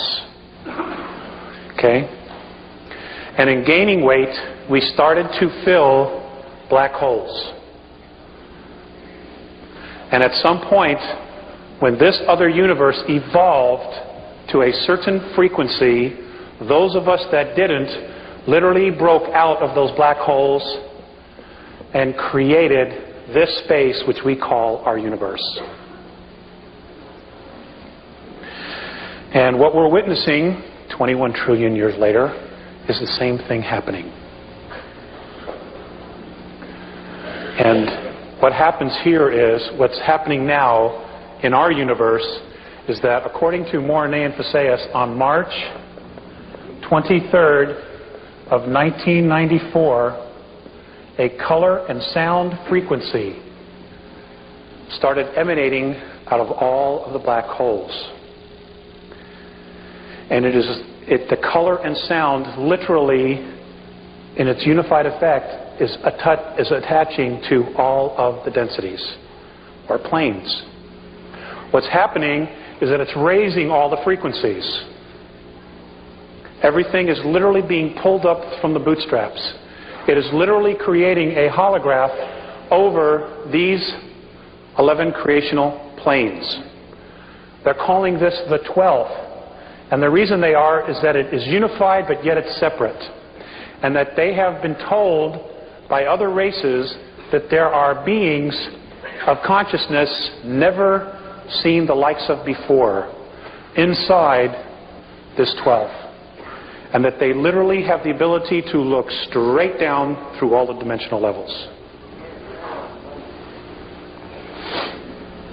What's happening is that third density is beginning to implode, because as the frequency starts to rise of third density matter, those that choose to evolve, there are a greater number who are in fear and will not be making the same transition we will be. Now, because we're spirit, the essence of us is spirit, nothing ever dies. Literally nothing. So what is happening is that there are black holes being created as we speak. There are dips, literal dips in physicality being created, where people will be gathering, souls will be gathering as they make their transition into these spaces so that they can continue to evolve by literally creating another space. Unfortunately, one of these areas is between us and the dog star Sirius, which is why there's so much crap coming our way. Okay, you got a front row seat. And all I can tell you is, bless them as they make their transition. Because we've been there before, all of us. And I've been told on our planet that literally the probability is there will only be 400 million of us making this transition.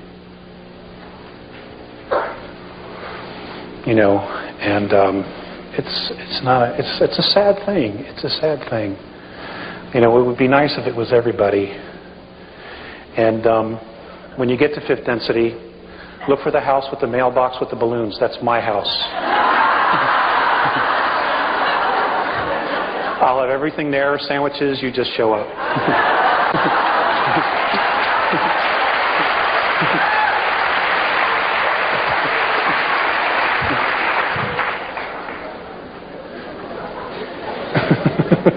I'm serious.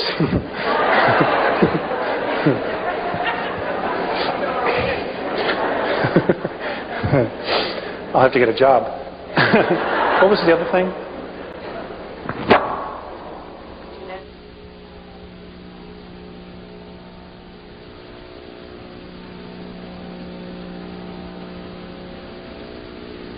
Okay. Now, going back to the genetics that I shared with you about us having the 22 different races and the primate race, and because of our apparent essences, where we've been on a spiritual level and then decided to come back and start this thing all over again, what's happening is we can apparently, our DNA can vibrate because of our ability to hold the extremes of emotion inside of us. our DNA can vibrate at such a frequency, a high frequency. We can hold so much energy that we can literally take our experiences from here and part of our physicality into the fifth plane, fifth density. Now, when this happens, we radically will change what they know. Okay, this is why when people say, well, geez, Alex, why don't they just intervene? You know, that there's more to that than you think, because when they come down here and they commingle with us, it not only changes our reality, it changes their reality. And a little piece of us goes back with them. Now, if most of you, let's just, for example, we're from Andromeda, okay? You all evolve, you all lift up, you all move into fifth density, and then you decide, I'm going home. And you're off. And we all march into Andromeda together. Their civilization, their reality will never be the same. And this is why many of the races, particularly the benevolents, are coming back, because they want a heads up. They want to know what to expect. They want to know who we are. Do you follow what I'm trying to say? Okay, now the negatives, they've got everything really nice where they live. You know, they got everything under control, and they have their caste systems. All right? They don't want us walking in there. Let's say some of you are from Orion. They don't want you going in there and wreaking havoc. Start teaching them about free will, about freedom. They don't want that. Okay, just because they're at another level doesn't mean they're that all evolved. There's still crap there too. Okay? And they have a vested interest in control systems, control factors. And they don't want anybody rocking the cart, especially a race that they consider to be beasts. You know, and what's really interesting is they created their own undoing. They really did. By tinkering and everything else. And all it would take would be one of you to go in there and change one of these systems. Just your frequency alone.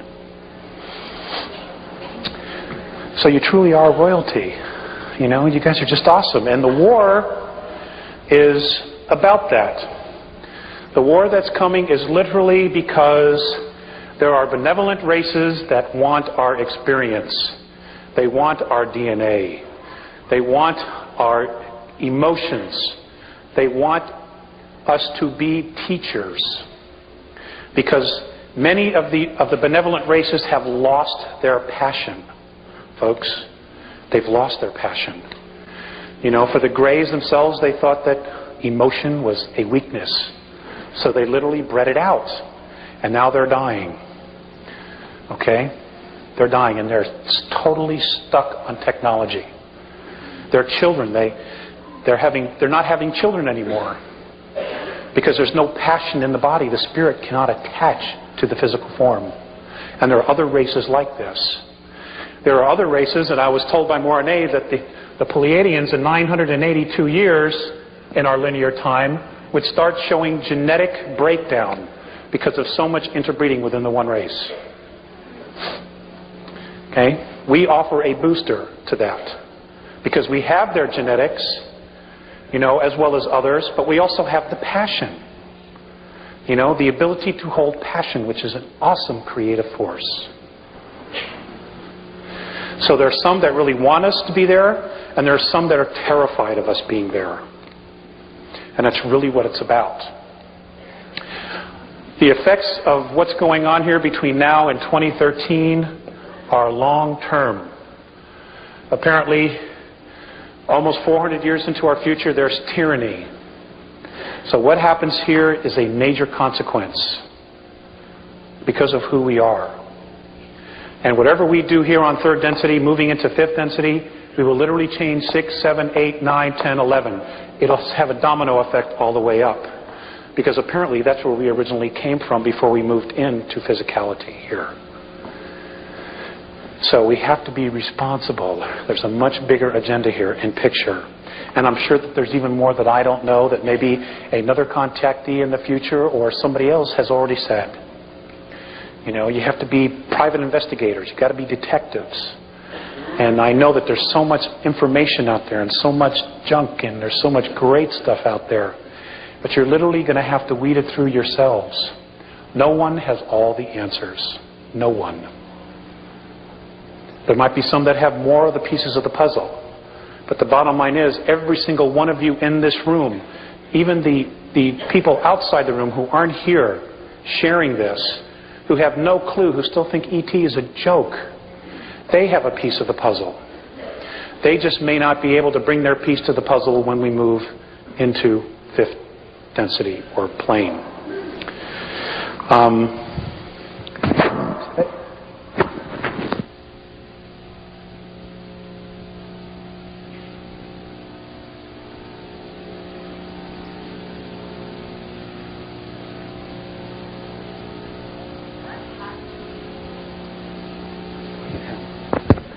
Okay. What's going to happen in the next 10 years? I have no clue. Hey, that's a pretty good cop-out.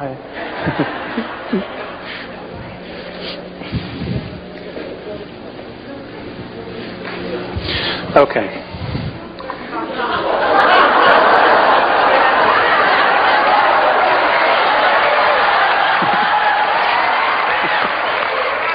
You're going to be busy. If it's in this pile. The reason I'm going through this is so I want to make sure I get it right.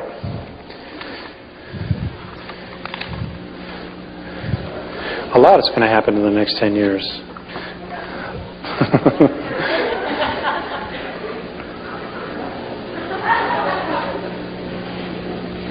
I'm sorry, I needed a thicker folder.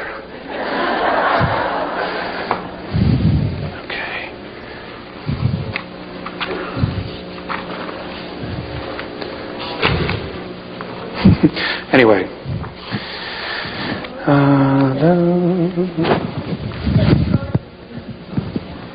Alex, it's me. I thought it was God.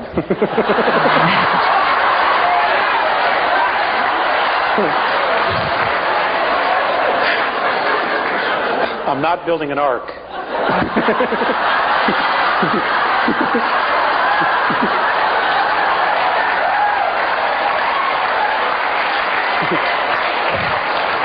You can just forget it. All right. When is the collapse, the dimensional collapse, starting? Is it already starting? It's already started. With the sound and the color? Okay. It's already started. Thank you for leading me here. What you're going to start hearing about in the very near future are something called rods, and they will be something that will be videotaped. And what you will see are large streaks just shooting through the air that are etheric, but are being able to be captured on tape. And what you're seeing is literally fourth and fifth dimensional craft moving through space, not having the slightest clue that they're flying right through us. Okay? And that's because you're beginning to see the implosion. It's great stuff.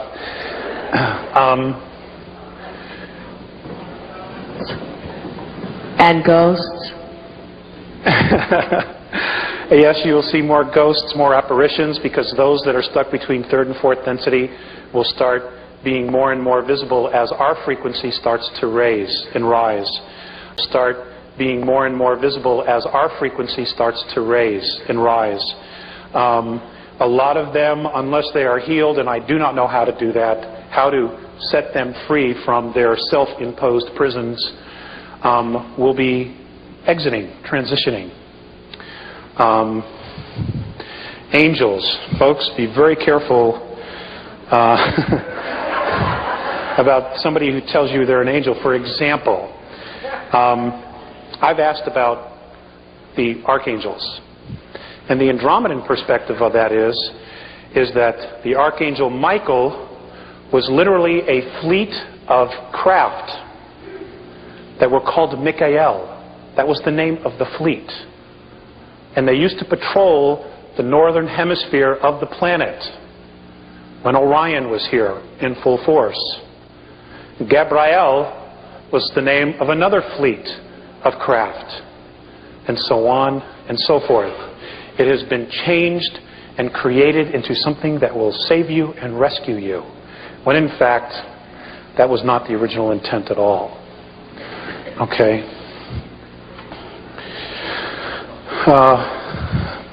What's going to happen in the next 10 years? I will share this with you.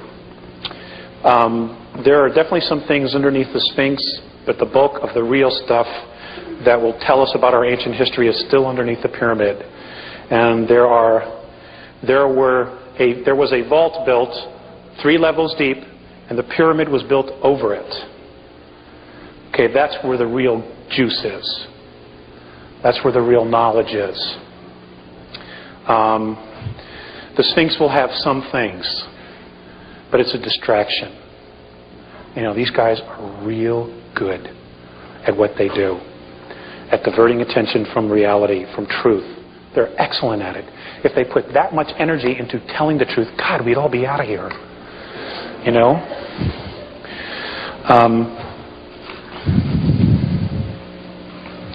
Okay, hold on one sec.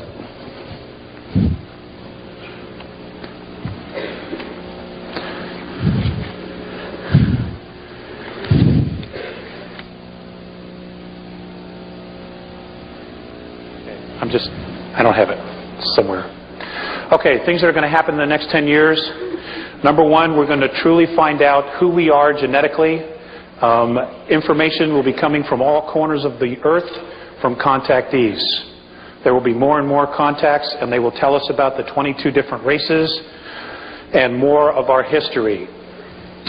There will also be massive earth changes. They will start with a magnetic pole shift, which could happen any time between now and the year 2001. Things have been sped up. We're already starting to see the magnetic poles shift as we see birds migrate in the wrong direction at the wrong times of year. The birds move along the Earth's magnetic grid lines. And I wanted to share something with you. I'm very fascinated with the Native Americans. And I love to collect feathers when I find them on my journeys and my vision quests.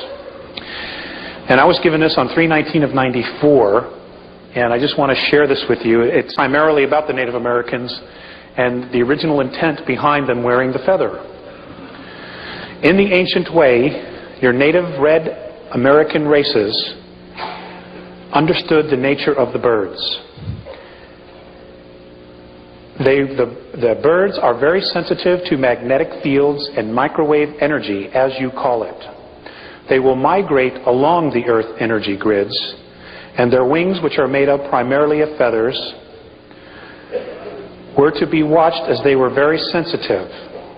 To watch and follow the birds is to know which way the Earth's magnetic flows are moving. They would also, the Native American races, camp off these magnetic flows because the radiation would become harmful in time. The feathers are very sensitive to energy fields and magnetic fields. They are, in fact, an antenna. The feather would attract telepathic communication with all the tribe. As the chief would think or quietly discuss plans, the rest of the tribe would, in the ancient days, receive the message with few or no words. Isn't that cool? Asked my wife if I should wear a feather in my hair. She says, nah. Now, what's really interesting is that most of our cities are built on the magnetic grids. When, you know, there's a lot of folks sick in the inner city. There's a lot of turmoil in the inner cities. Okay? Because we're not in balance. And, of course, we persecuted the Indians because their knowledge was different than ours. Okay. The quiet science of archaeology has and will discover more and more of our ancient history. including extraterrestrial civilizations. There is going to be the acknowledgement of a temple complex that belonged to Lemuria that is apparently still intact, lying approximately 150 miles southwest of Easter Island. I'm told it's huge. I've also been told the Russians already know it's there. They have photographed it and explored it in mini submarines.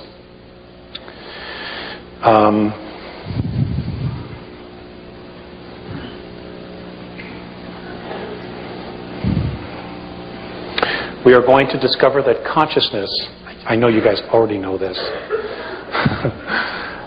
but for those who aren't here, we are going to discover that consciousness is not in the brain, but is located in its entirety in the energy field and or aura. And that energy field is the 4 to 14 ounces the body loses at the moment of death. Okay, I know you guys know that. Let's see. UFOs. Okay, apparently there have been discussions amongst benevolent councils, and I will only speak for the Andromeda Council because that's what Morane has told me, that they have told all of the negative extraterrestrials in and or on our planet and on the moon to be out of here no later than August 12th, the year 2003. I've also been told that there's a very high probability that we could wake up some morning in that area of time and our moon will not be here. That is because it is the first stage of defense. And they will literally hit it with a tractor beam and pull it away from us if they're going to do battle. Because if they were to attack it to get in here for whatever reason and it were to explode, everything would be for naught. Now when I first talked about this, there were some people that were very upset. Well, geez, what about the ocean and the waves and my moon cycle and all this other stuff?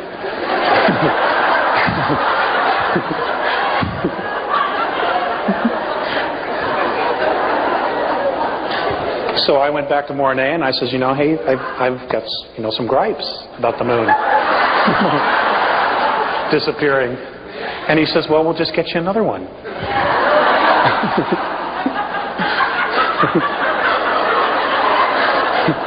And I says, you'll make sure it won't be hollow, right? He says, yes. So apparently all that would really happen would be that the oceans would become lakes.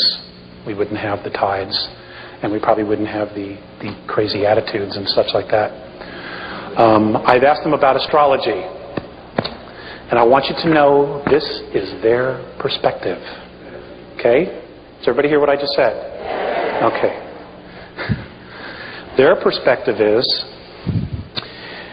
that it's not accurate. That the purpose for charting the stars, what originally we were taught and left with, was because they needed to know the magnetic flows of the stars and the systems for space travel. And that somehow we have taken that and made an entirely new, different belief system out of that knowledge.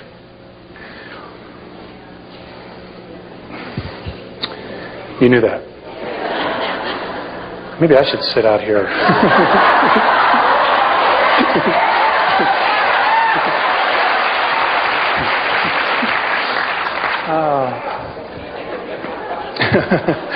It's an option, huh?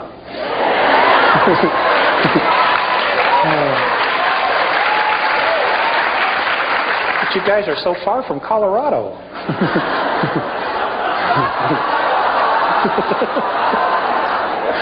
Okay, all right. Let's do some questions. Yes. Alex, why are the Andromedans and the council, which I thought was intriguing, the council that met, why did they decide to give the ultimatum to all the ETs that are in the earth and on the earth and above the earth at a specific time? And I think it's also of interest that some of the council rebelled and didn't want to send anything into here. So why, okay, Alex, why, what's going to happen when everything's turned off? Now, I have a good memory, Alex. And then number two, forgot number 3. Great memory. Well, let me answer the first one. Some memory. Okay. Let me answer the first one. Let me answer the first one. Okay. Apparently, the reason why they want to help and so many others want to help is because in your genetics, you have a frequency that is attached to different races. Okay? I have a frequency that is attached to Andromeda. And what happens is, they as a race, just because I may move into another space and time or holograph, there is a part of me that is still attached to them.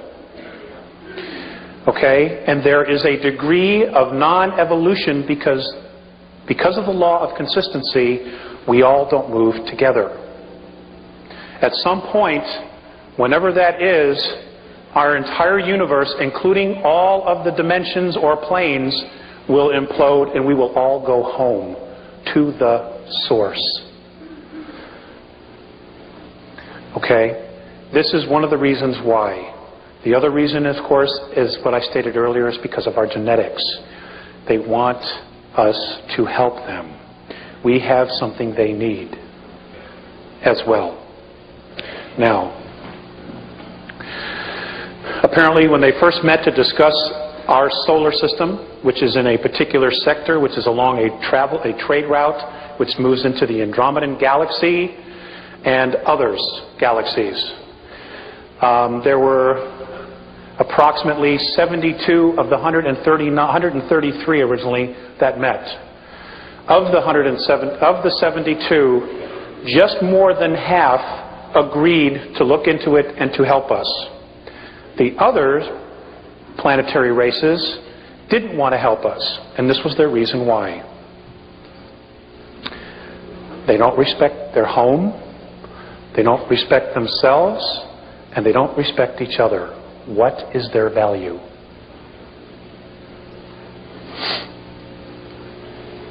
I cried that night when I heard this. Because, I couldn't make an excuse. I mean, this is how a bunch of other races look at us.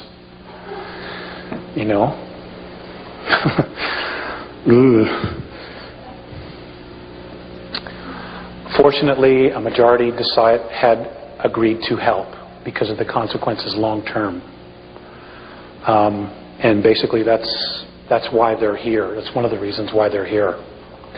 Also, in our future, 400 years into our linear future, there is tyranny in our galaxy. And somehow we are directly connected to that event or events. So in one way, they're really looking out for their own best interests by making sure that something is cleaned up here, that something comes into balance. And they know that as long as the other ETs that are here, the extraterrestrial races that are here, and are manipulating, he won't move. So they have to be removed. And I asked, would you do it by force? And he said, we would have to. And what they would do is they would enter the poles and then flush everybody out to the surface. So folks, when you see a reptilian crossing the highway, don't run over them. Just get out of the way. Okay?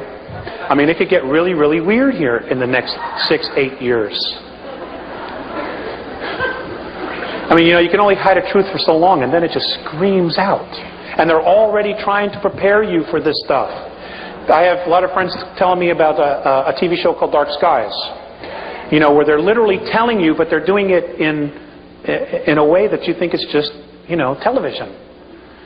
And I don't watch TV. We don't watch TV, so I miss a lot of good stuff. But, I always hear about it. And I think that was it. So now we can go to the questions. What? Okay. Ma'am. Yes, hello. What I want to tell you and ask you as a consequence is, are you familiar with a book called The Greatest Story Never Told by Lana Cantrell? It's a book about 1,000 pages, and she describes in her research that we did used to have a green skin, and we were copper-based, and she also described all these color changes that we went through based on her research. Now this book is literally small print, 1,000 pages, and I'm not through with it.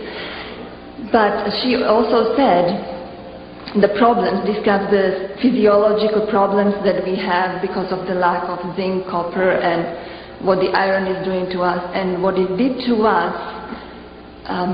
because our physiology changed, our mentality and who we were narrowed totally. So you What's the question?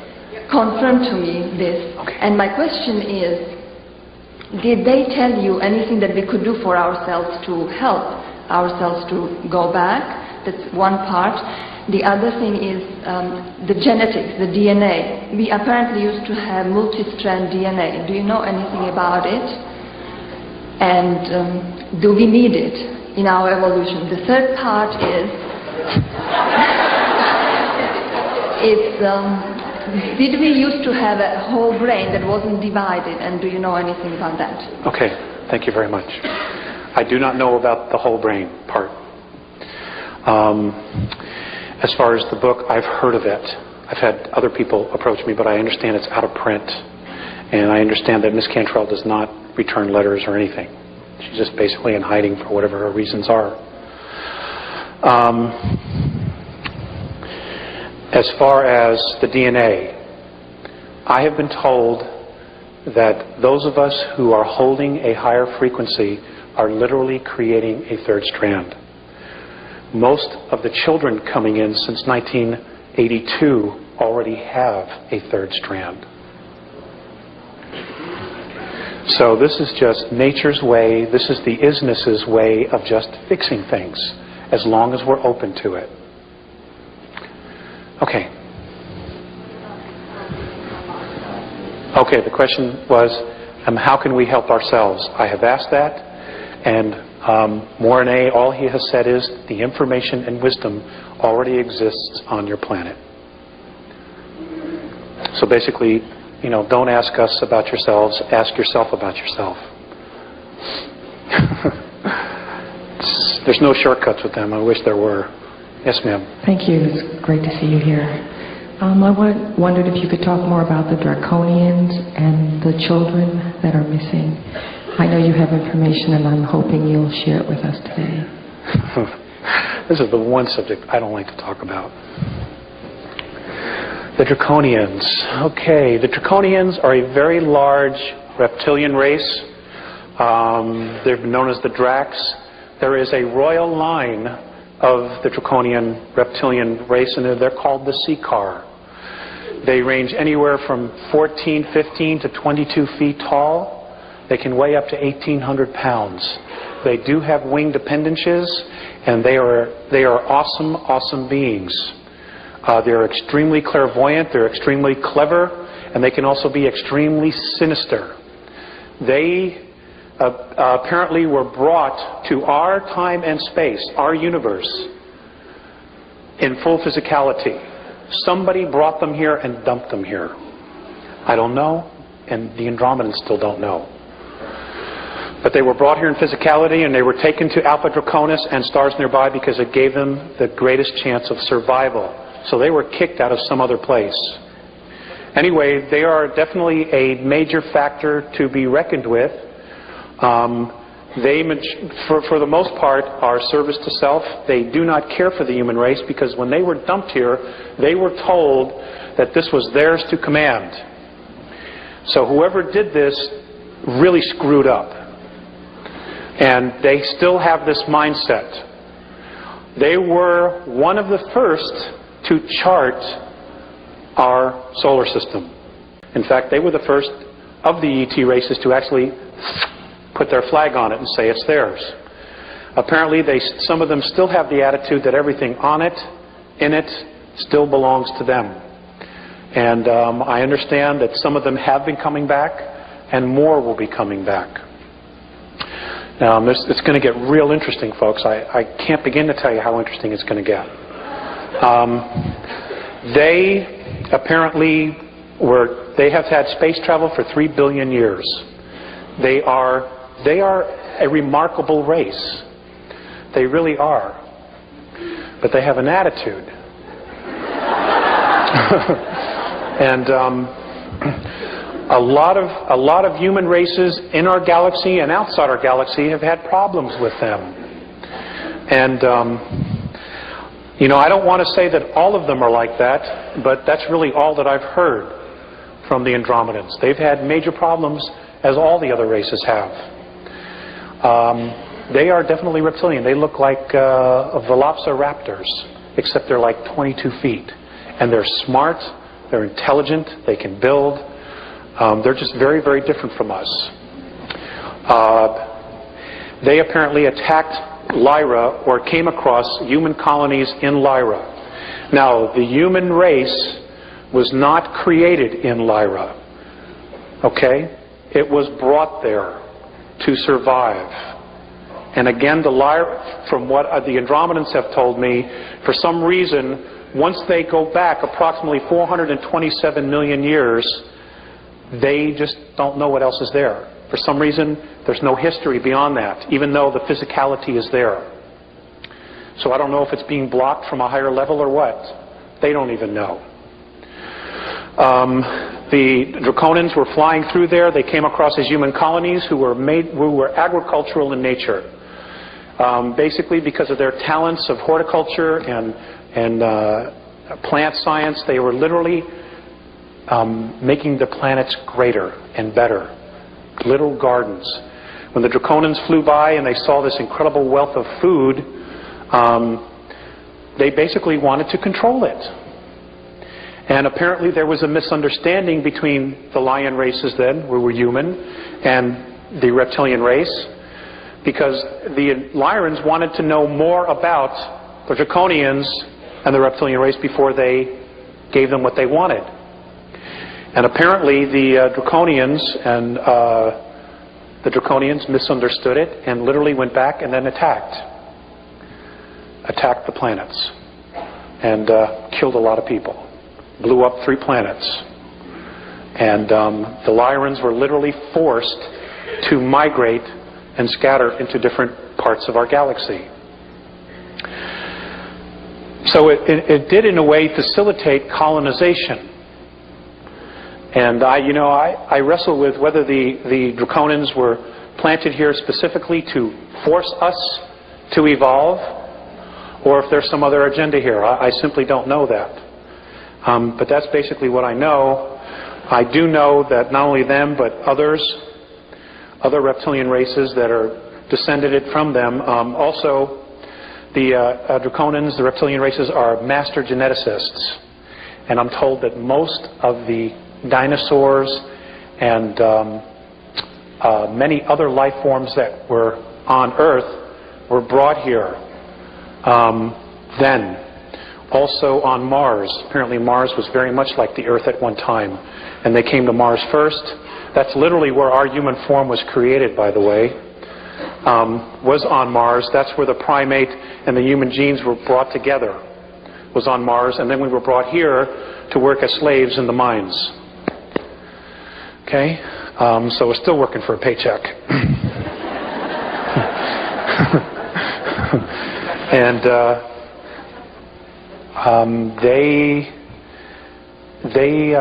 they enjoy human flesh, and they enjoy children mostly for 2 reasons. One, they don't have the potence, the caffeine, the nicotine, and things of that, all the processed foods that the adults have. And 2, when they're put into a state of fear, their energy field and their adrenaline just explodes, and they get a rush from it.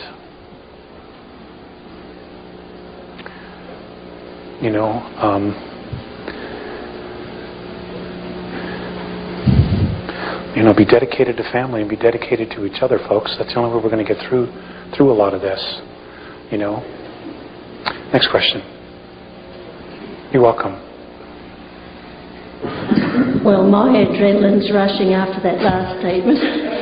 Alex, what is it precisely about the human mind that makes us so worthy to be feared and suppressed? What is it that's very unique to our 22-strand genetic makeup?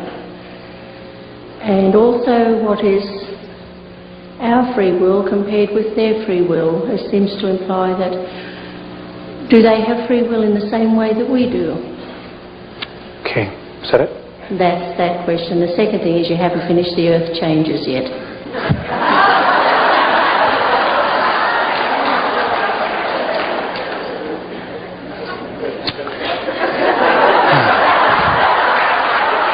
Thank you for busting me. I appreciate it. Okay.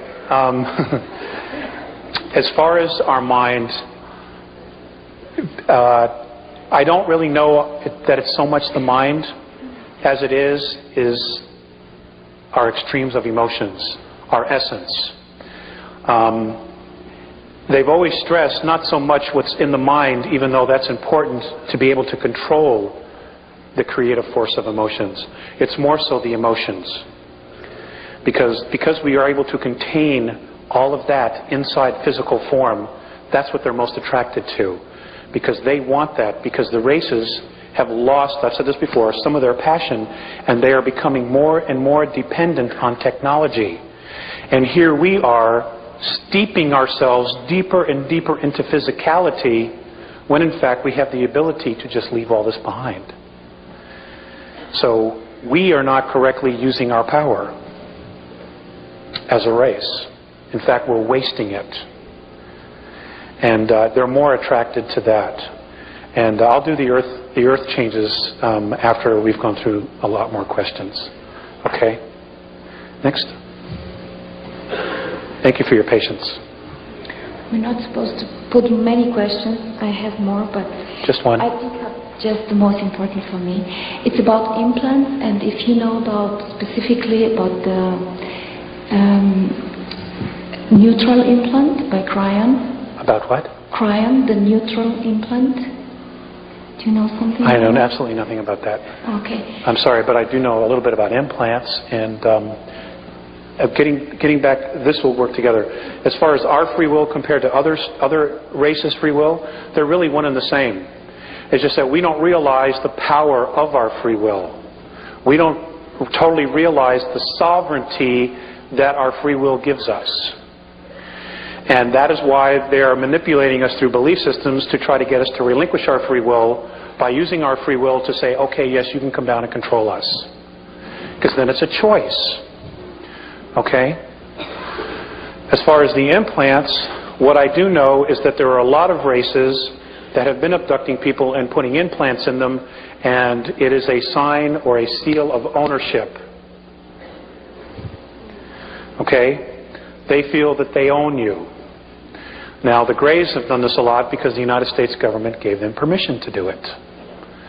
You know, we were sold out, basically. That's what I know.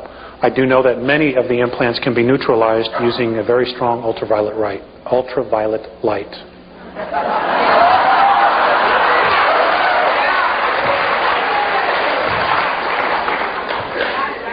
Anybody else? Gosh, you guys are getting crowded over there.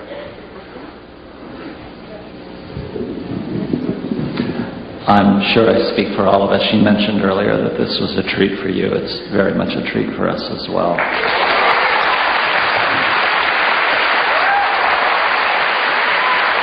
Thank you. Okay, I have two questions. They're relatively unrelated. The first one, if you get an opportunity later on and have time, I would be very interested in hearing, but the second one is what I would like to ask you about. The first one is, you mentioned that the Andromedans know Ramtha as the commander. Are there any other beings that they have mentioned, and does this in any way tie in with why other races, along with the Andromedans, regard us as special? That's if you get an opportunity later on. The second question that I want to ask you is, the Andromedans have mentioned several changes about to occur, what Jay-Z referred to. Sovereignty is a major concern for many of us. Many of these changes are going to represent financial opportunities as they unfold.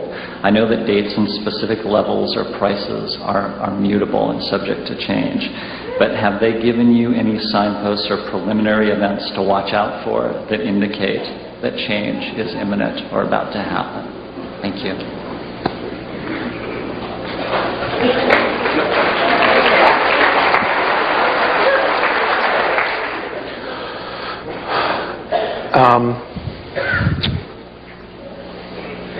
The earthquakes are changes, are signs. The volcanoes are signs. When you start to see large groups of people resigning from world government, that will be your biggest sign that shit's about to hit the fan. Okay? Many of our world leaders have been promised underground facilities, and some even on the moon. And folks, there are bases on the moon that were built by the United States, Russians, and the British, using British money. And I would suggest to you very, very strongly, you keep an eye on Charles, Prince Charles. Okay? Just watch. No, just watch. Then don't. Next question, please.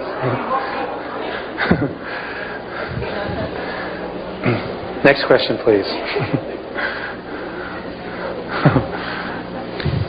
When you spoke about the transition between going from fourth density to fifth density, how are we going to know that we made that transition? Okay, that's an easy question. Okay, we live in a color spectrum of 72 frequencies, or 72 colors. When you get to fifth density, there are 223 different frequencies and colors. You will see colors you have never ever seen before, and it'll be just like that. And you know you will be there. Okay? Yes, sir. I mean, when McDonald's has purple arches, then you'll know.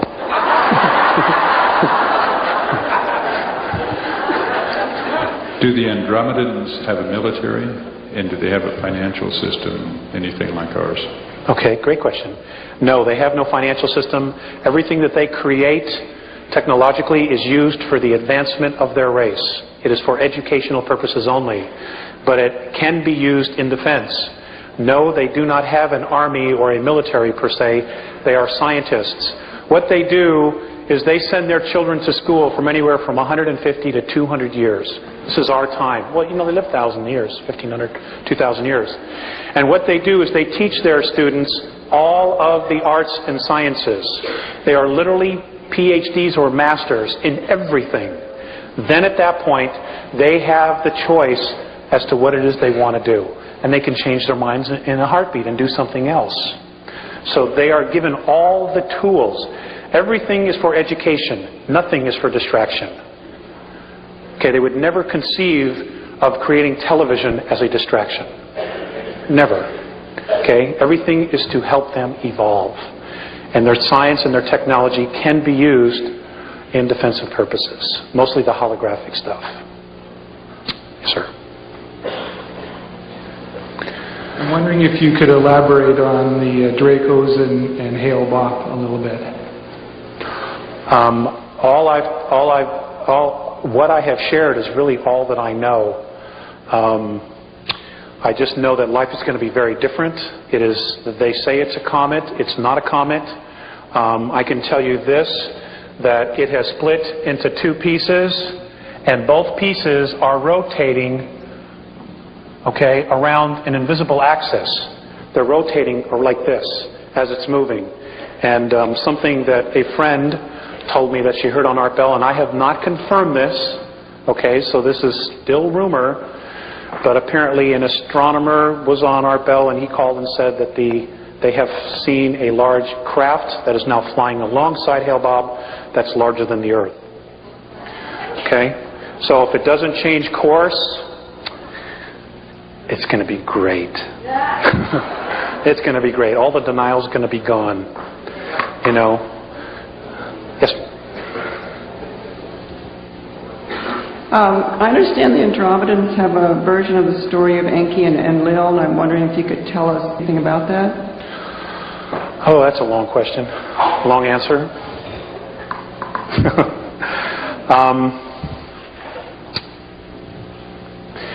Actually, my understanding is that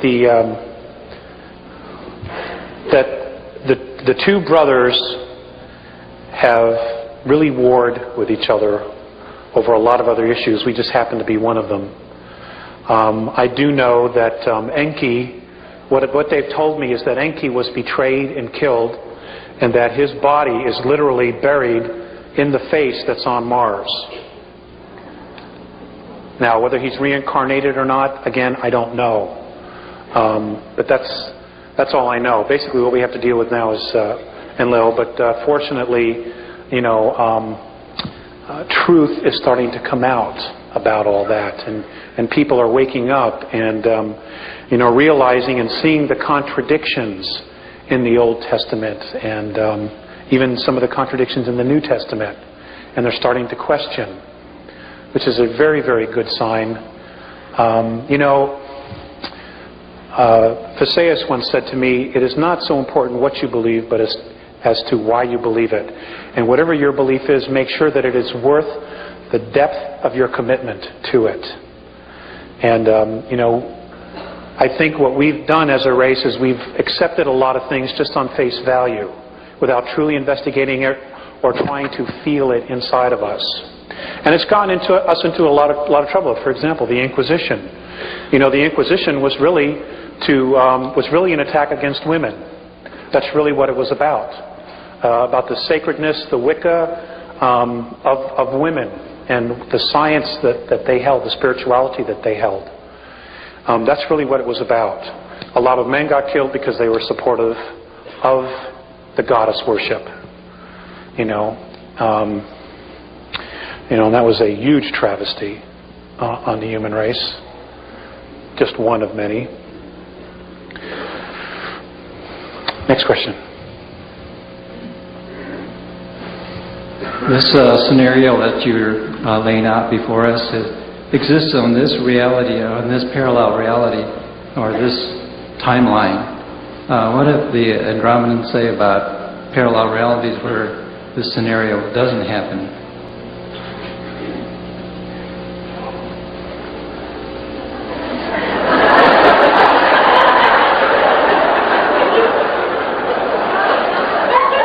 He's not going to like my answer. They haven't said anything. I know that there are parallel realities, and I know that Earth, that several parallel realities of Earth are already in existence in the higher octaves above us. I know that in one of the realities, the New World Order is already established and exists. And, you know, the Nazi flag flies over the whole world.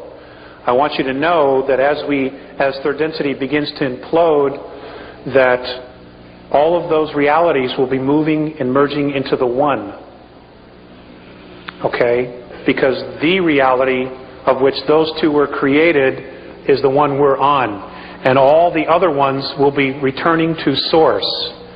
Now, they've said that the New World Order will come into reality here, but for a short time. As we keep moving.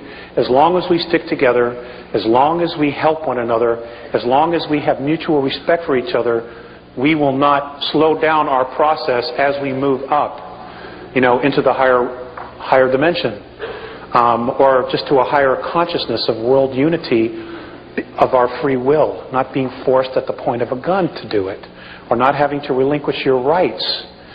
You know, I mean, here in the United States, you know, a lot of people are worried about the Russians, they're worried about the Hong Kong police and the New World Order. Let me tell you something, folks. You're losing your country in the courtroom every day. It's in the courtroom. Corrupt judges and institutionalized corruption.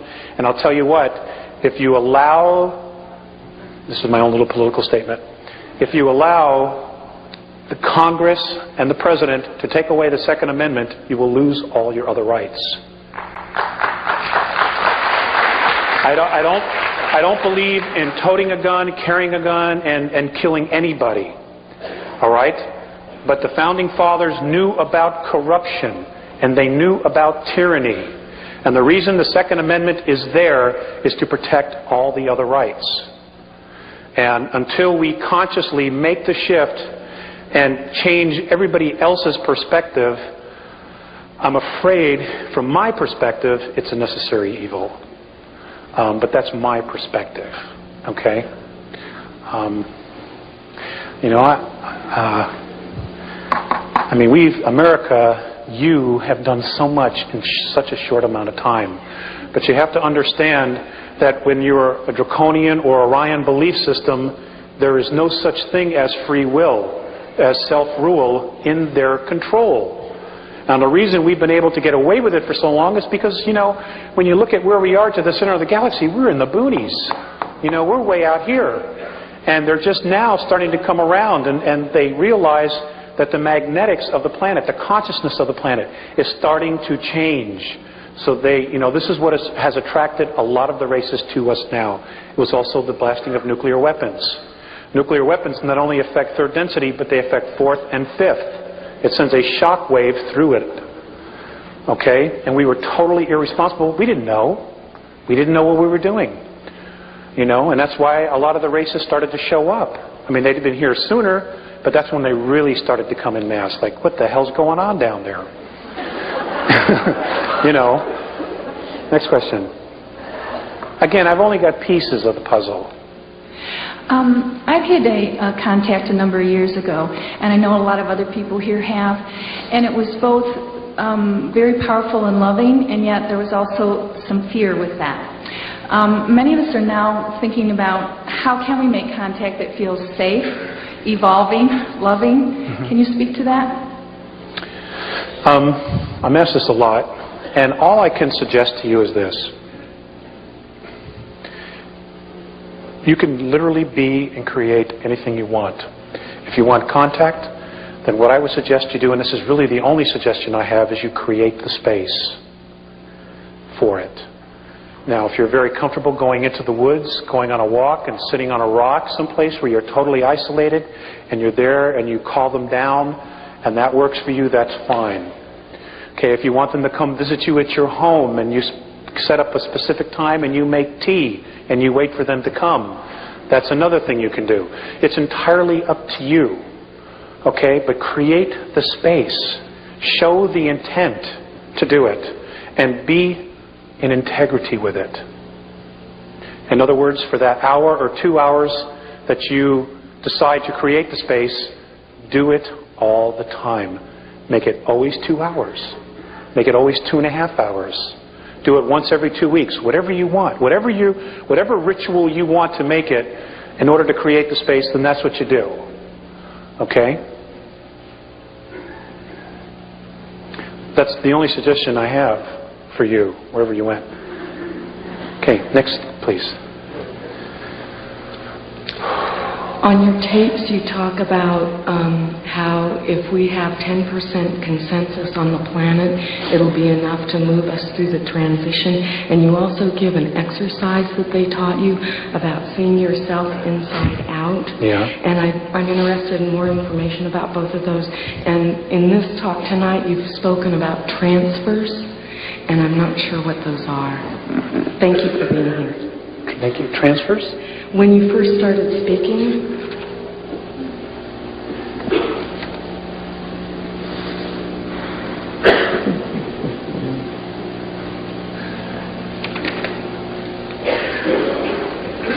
okay, let's go to your first question. Oh, okay. Yeah. I was given an exercise. You guys probably all know this stuff already. You know, but something that I was given specifically, which I do every day. And, you know, they never give me answers about myself. And it really pisses me off sometimes.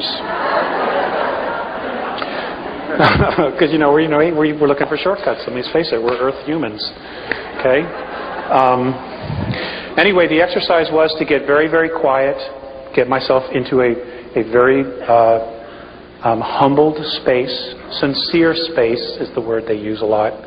And it was literally to grab the balls of my feet and turn myself inside out.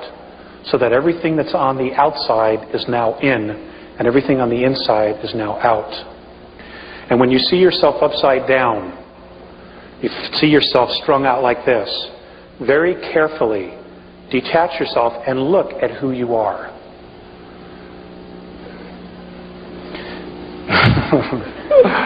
Don't get scared. Just work with it. Okay? I mean, that's really the only exercise they've given me. I've had to develop my own things, and you know, I'm still working with those.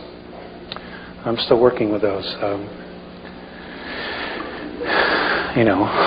Next question. I'm fascinated. First of all, thank you very much. You're welcome. Thank you. Living your life where you're living it. I'm fascinated with the language of geometry that I'm learning comes from deeper levels, and I'm wondering if you have, or there are exact renditions of those symbols that could contain, for example, a pi ratio or pi, or like I know the circles could be exact and then they have a meaning. If they're a little off, they don't. Do you know if there are exact symbols that could have like the pi ratio in them, or you just drew them like? Okay, that's a great question. I tell you what, I've never asked that question because it's always in my head. But what I will do is I will ask the specific dimensions and what tones and frequencies, and I will give them to Val Valerian so that he can put them on the web or get it to you guys. Okay? I will ask that.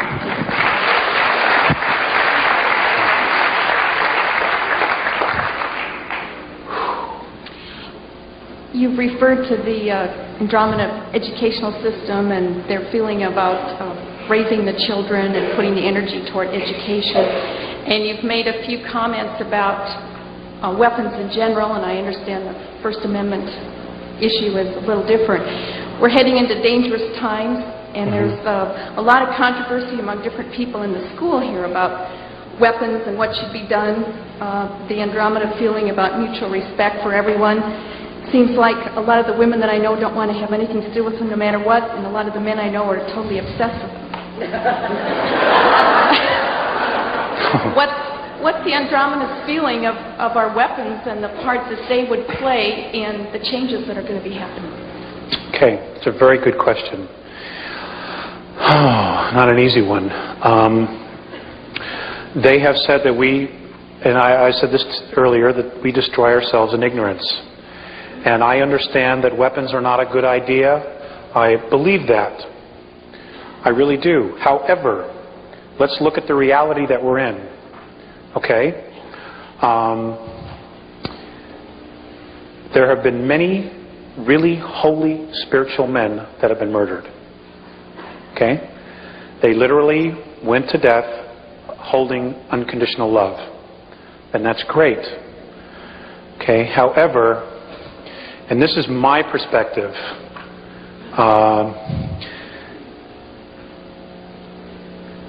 if somebody is coming in my front door to harm my family, I'm taking them out.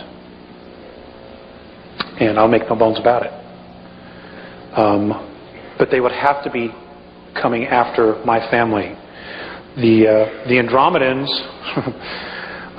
they're not happy with our society, with any of it.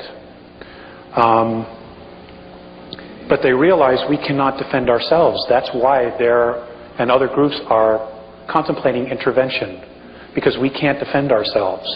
And we do have a serious threat. And you can hold the space of love. You know, I truly believe you can hold the space of love, but at the same time you can hold the space of sovereignty and defiance of tyranny. I mean, what good is total unconditional love when it's being total oppressed? If we take that attitude, then don't we then create a situation where we have to come back and do it from the other side? Don't we just get right back involved in the whole cause and effect? Well, it could be very possible. It could very well be possible. I really don't have an answer for that. You know, like I said, I've got my stuff and I'm working it out.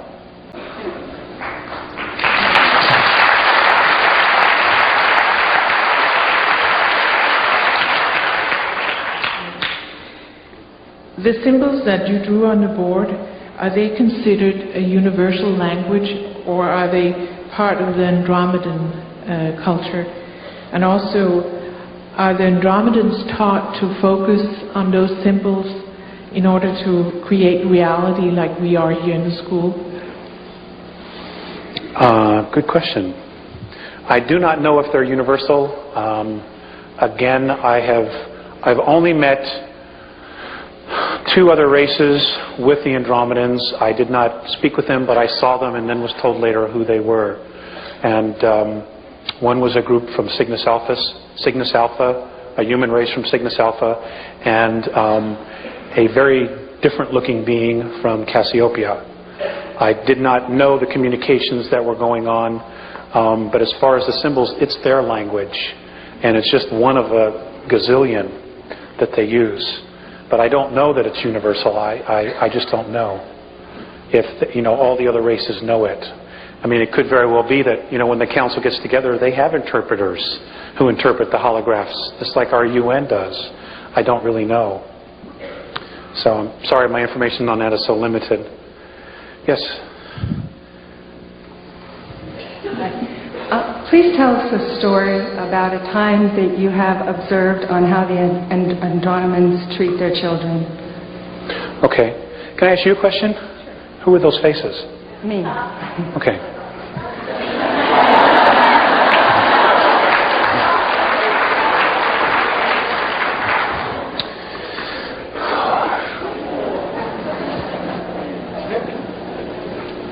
They treat their children like adults.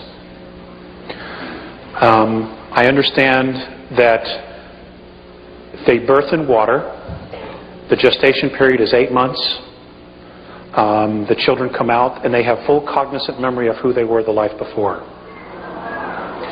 So there is a continuous evolution, life after life after life.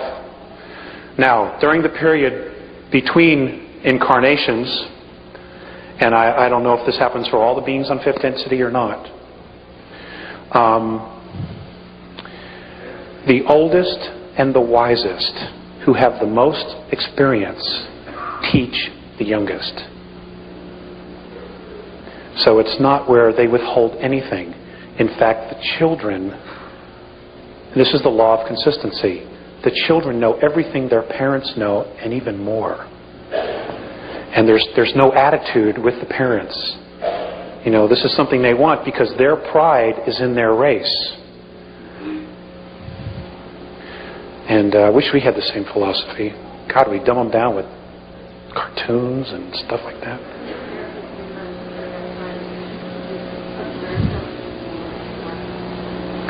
Okay, the question was, when I was with them for 3 months, did I observe something with them in the park? They sit in circles. Again, they're telepathic. So they would just be in circles, and you would see them nodding and smiling and laughing, but there's no sound. So I can't tell you what they were saying. It would be like if you went to a convention of deaf mutes, and it's just sign language. You have no clue what's going on. But they're talking about incredible things, I'm sure. Things that are probably way over my head, and most things are actually. But they treat them like adults. And again, they teach them everything from a very young age. I mean, they go to school for 150 years. God, you got to pick up some stuff after that. And there's no home ec and stuff like that. I mean, it's like real educational stuff. No car mechanics 102 or anything like that. Yes, sir. My question has to do with the seeding of this planet by the Andromedans originally. You mentioned 62,000 years ago in a time period of only 65 years, but I'm specifically interested, do you know of any symbols or any information about reawakening latent genetics for people who are on this planet? We were servants, more or less. Okay? Some of the stronger genetic of our race were used as a priesthood to basically keep in line the other humans.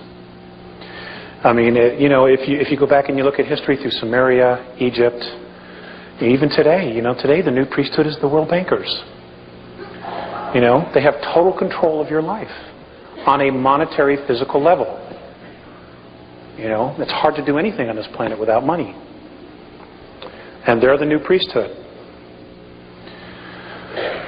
As far as latent DNA and latent memories, I have been told, and I for some reason, I don't know why, I can't find my specific dates. But there will be a point where as the frequency increases, that we will start to remember things. Children today are already remembering things. There are children today who can just speak all these different languages, and that are not Earth languages. Some of them are extinct languages from Earth that some of these children just know, and it's the latent memory in the DNA that is coming out. And more and more of this will be occurring. I know that there are children today. I know of a woman who's contacted me who lives in Tennessee. She has a child who came to her one day and says, Mom, if I were to reverse engineer a nuclear bomb and explode it, it would draw all the radiation out of here. This kid's 6 years old. And, there are children today over in Egypt that are walking out into the desert and showing archaeologists, well, I remember there was something there, a library. And sure enough, they're digging and they're finding the foundations of things. And our government probably does know because of its satellite technology, but there's no way a 10, 11, 12-year-old kid should know that stuff because it's all being suppressed. So the world powers have a real serious problem. People are waking up, and it's great. We have to. Our heritage has been denied us. We've been robbed of it, and don't let it go. Don't let it go. We need to know who we are. Thanks. That was a good question. Yes, ma'am. Let's just take a few more, okay, folks? I'm pretty tired. Okay, 2 more. If there's 2 people. Yes, ma'am. I didn't know you said they were taking of children and the eating of children or the eating of people. I mean, while I was down there, you talked about eating of children or people. And while I was there, you said it was because of the purity of the passion and emotion brought up the fear, the high fear, and the high adrenal activity was attractive to them. I understand that. But an advanced technology would seem to me would be able to clone their food or we can make adrenaline supplements or different things. Okay. Now, I want you to look at this idea. When is anything that's a clone as good as the original?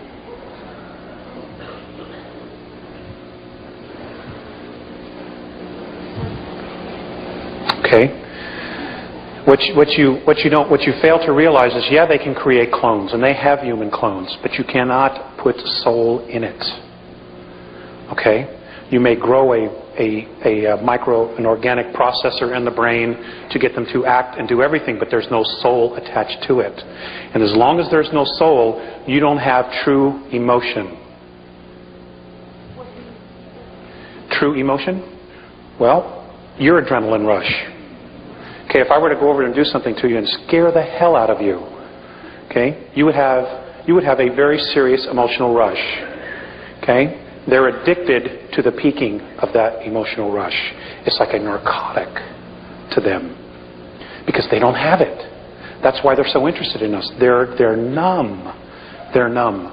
Their physicalities are numb. They're all in their head. They're in self-imposed loneliness. Okay? Yes? I'm sorry? Do they terrify the children? Yes, ma'am, they do. The question was, do they terrify the children? And I said yes. Yes, ma'am.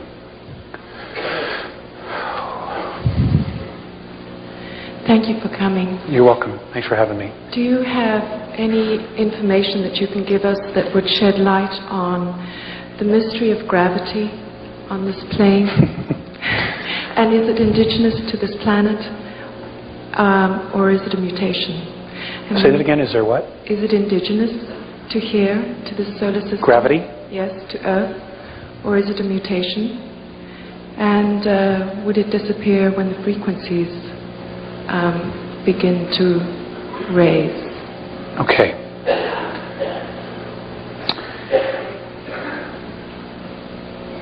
The Andromedan perspective regarding gravity is that it is created by radiation from the sun and our planet.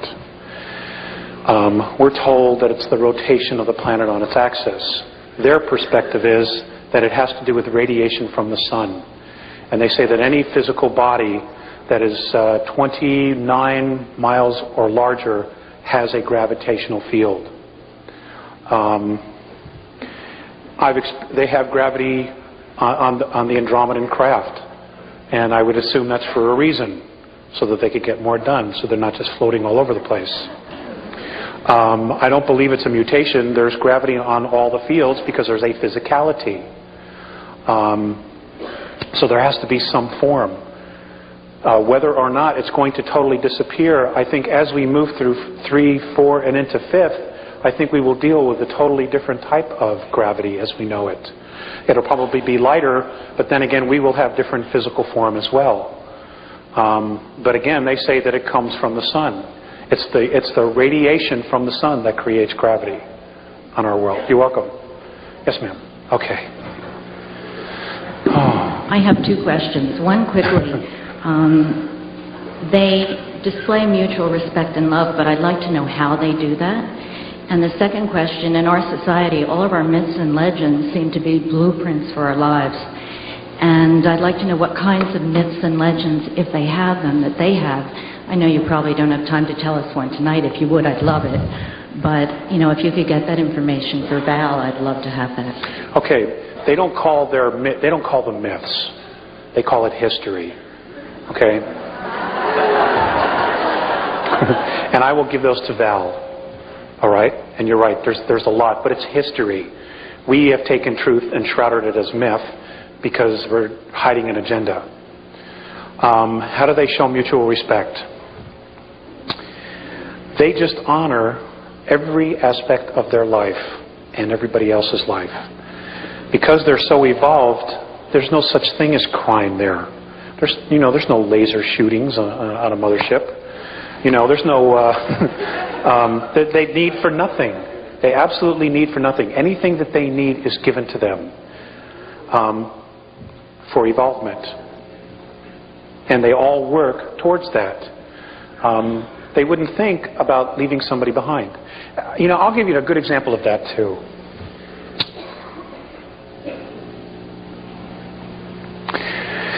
There was a ship, an extraterrestrial craft that was apparently shut down in 1985. I believe it was 1985. And it was a human being from 𝗘𝗏𝗘𝗥 who literally got too close, and he was shot down.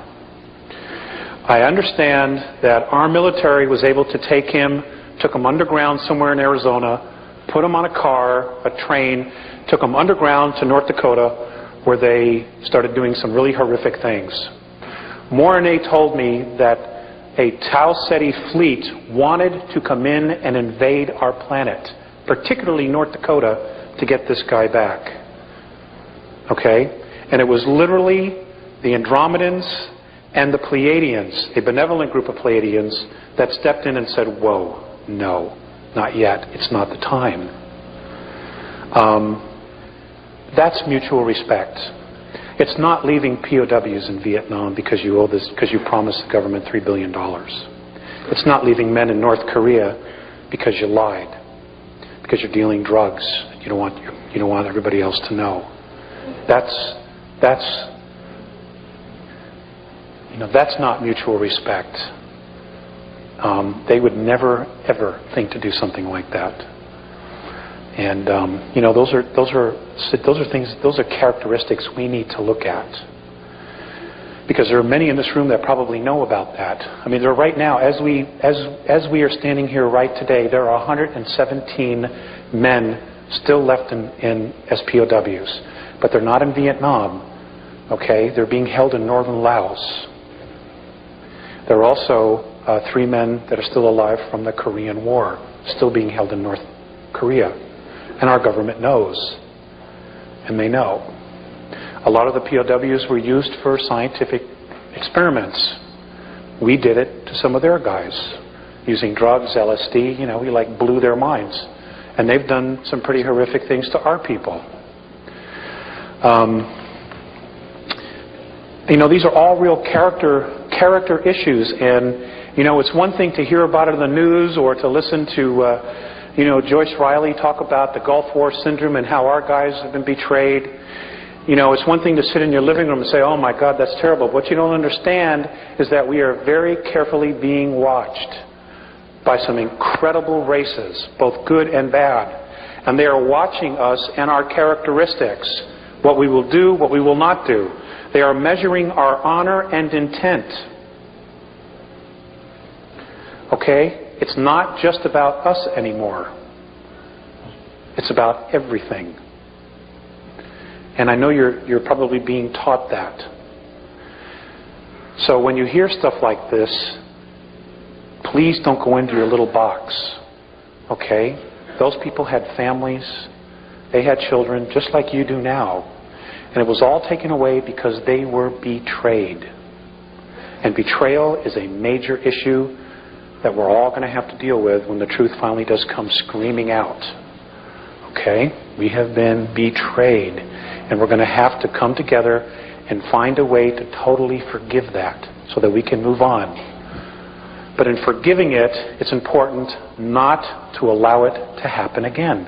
To be more diligent. To be more vigilant.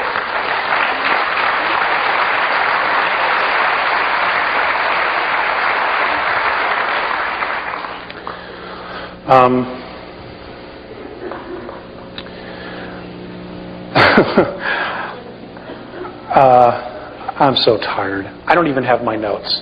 Okay, it's on the internet. All right, the Earth Changes is on the internet. Most of you already know. Okay, you're looking for dates, specific dates, what time, so on and so forth. That's not important. It is definitely coming, but it's all a probability as to when. All right? But there are more people negatively polarized on the planet that it's almost a sure thing that it's going to happen at this point. The internet is a leading edge research group. I'm sorry? Yeah, he's free to do whatever he wants. None of this has a copyright. None of the tapes, the newsletters, nothing. You know, it's not mine. I don't own it. I'm just here to deliver it. So you can do whatever you want with it. Just don't change the intent. Okay? Just don't change the intent. Alex, we have some of your newsletters that you sent, and I'm going to have them in the bookstore for people. There's not enough for everybody, but there's quite a few for those of you who are interested. We'll also post the address for that newsletter for everybody, so if they want to get those kinds of specific dates, they'll be available to them. Yeah, that's a good idea. It is behind the one we see. Here, I'll show you what I mean. Okay, this is the sun. This is Earth and her moon. The second one is smaller. It is behind it. If you're standing on Mars, you see it. Okay? You see it. As it turns, now the reason it was done, the reason our planet was moved is because the planet, the surface, could not handle the radiation of 2 suns after the last war that was here. So they had to do something about moving it. Now, when I asked, well, who moved this? The response I got from RNA, and this is the only answer I got, was that this is something the Pleiadians had to answer. So I don't know if there's an agreement for them to bring this information out, or if they were responsible for it. I don't know. Okay? But apparently there is some evidence coming to light that they clearly suspect that there are 2. Okay. Let's see. Hold on. I want to end this with. I want to read something, and I want to thank the gentleman in the back for bringing this up. Let's see. Hold on. I want to end this with. I want to read something, and I want to thank the gentleman in the back for bringing this up. I have a very deep respect for the Native Americans, And I just think that they're great. They have really tried to hold on to their integrity through it all. They themselves, which I witnessed at the Star Visions Conference, still have major prejudices with the white race. And whether they're justified or not, what happens to us happens to them. So we all need to drop it, and we need to come to the table. We need to bring all the wisdom to the table so that we can figure out together how we're going to deal with the situations that are coming. There are still some Native Americans that choose to withhold information regarding the star nations, the star races. That's okay, that's fine. What I can tell you is that there will be others coming up behind them and making sure that humanity gets the information. Because we have to know the truth. It's the only way we can make the right decisions. You cannot make the correct decision with only half the truth. It's still the wrong decision. Or it could still backfire because we don't know all the pieces of the puzzle. You know? And from what little I do know, it appears that all of you are truly blessed to be able to come to a school like this and get the information that you need so that you can go out and teach others. And folks, I want to stress this again. It is imperative that you take the knowledge that you have, that you've been given, and you teach others. We are running out of time, all right? We can really turn this around, but we have to do it right away, and you have to be committed to it. I mean, I can't stress this enough. I mean, time is so short as we know it. And, I don't think it's fair that 2/3 of the planet are not going to make it because they have not been told the truth. It just isn't fair. But, I didn't make up this game, or maybe I did, part of it. But if I did, then I'm an idiot, because it isn't working. Okay, it isn't fair. There are a lot of good people on the planet who are real simple people.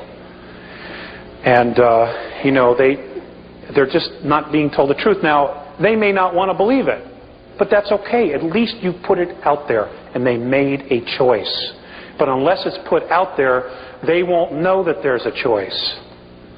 Okay, and that's all you can do. You're not really responsible for anybody else but yourself. Okay, I'm going to read this. O Great Spirit, whose breath gives life to all the world, hear me. I am small and weak. I need your strength and your wisdom. Let me walk in beauty and make my eyes ever behold the red and purple sunset. Make my hands respect the things that you have made and taught my people. Make me wise so that I might understand the things you have taught my people. Let me learn the lessons you have hidden in every leaf and every rock. I see strength not to be greater than my brother, but to fight my greatest enemy, myself. So when life fades as the fading sunset, and my spirit may come, and as life fades as the fading sunset, please let my spirit come to you without shame. Washtay. Ladies and gentlemen, thank you very much.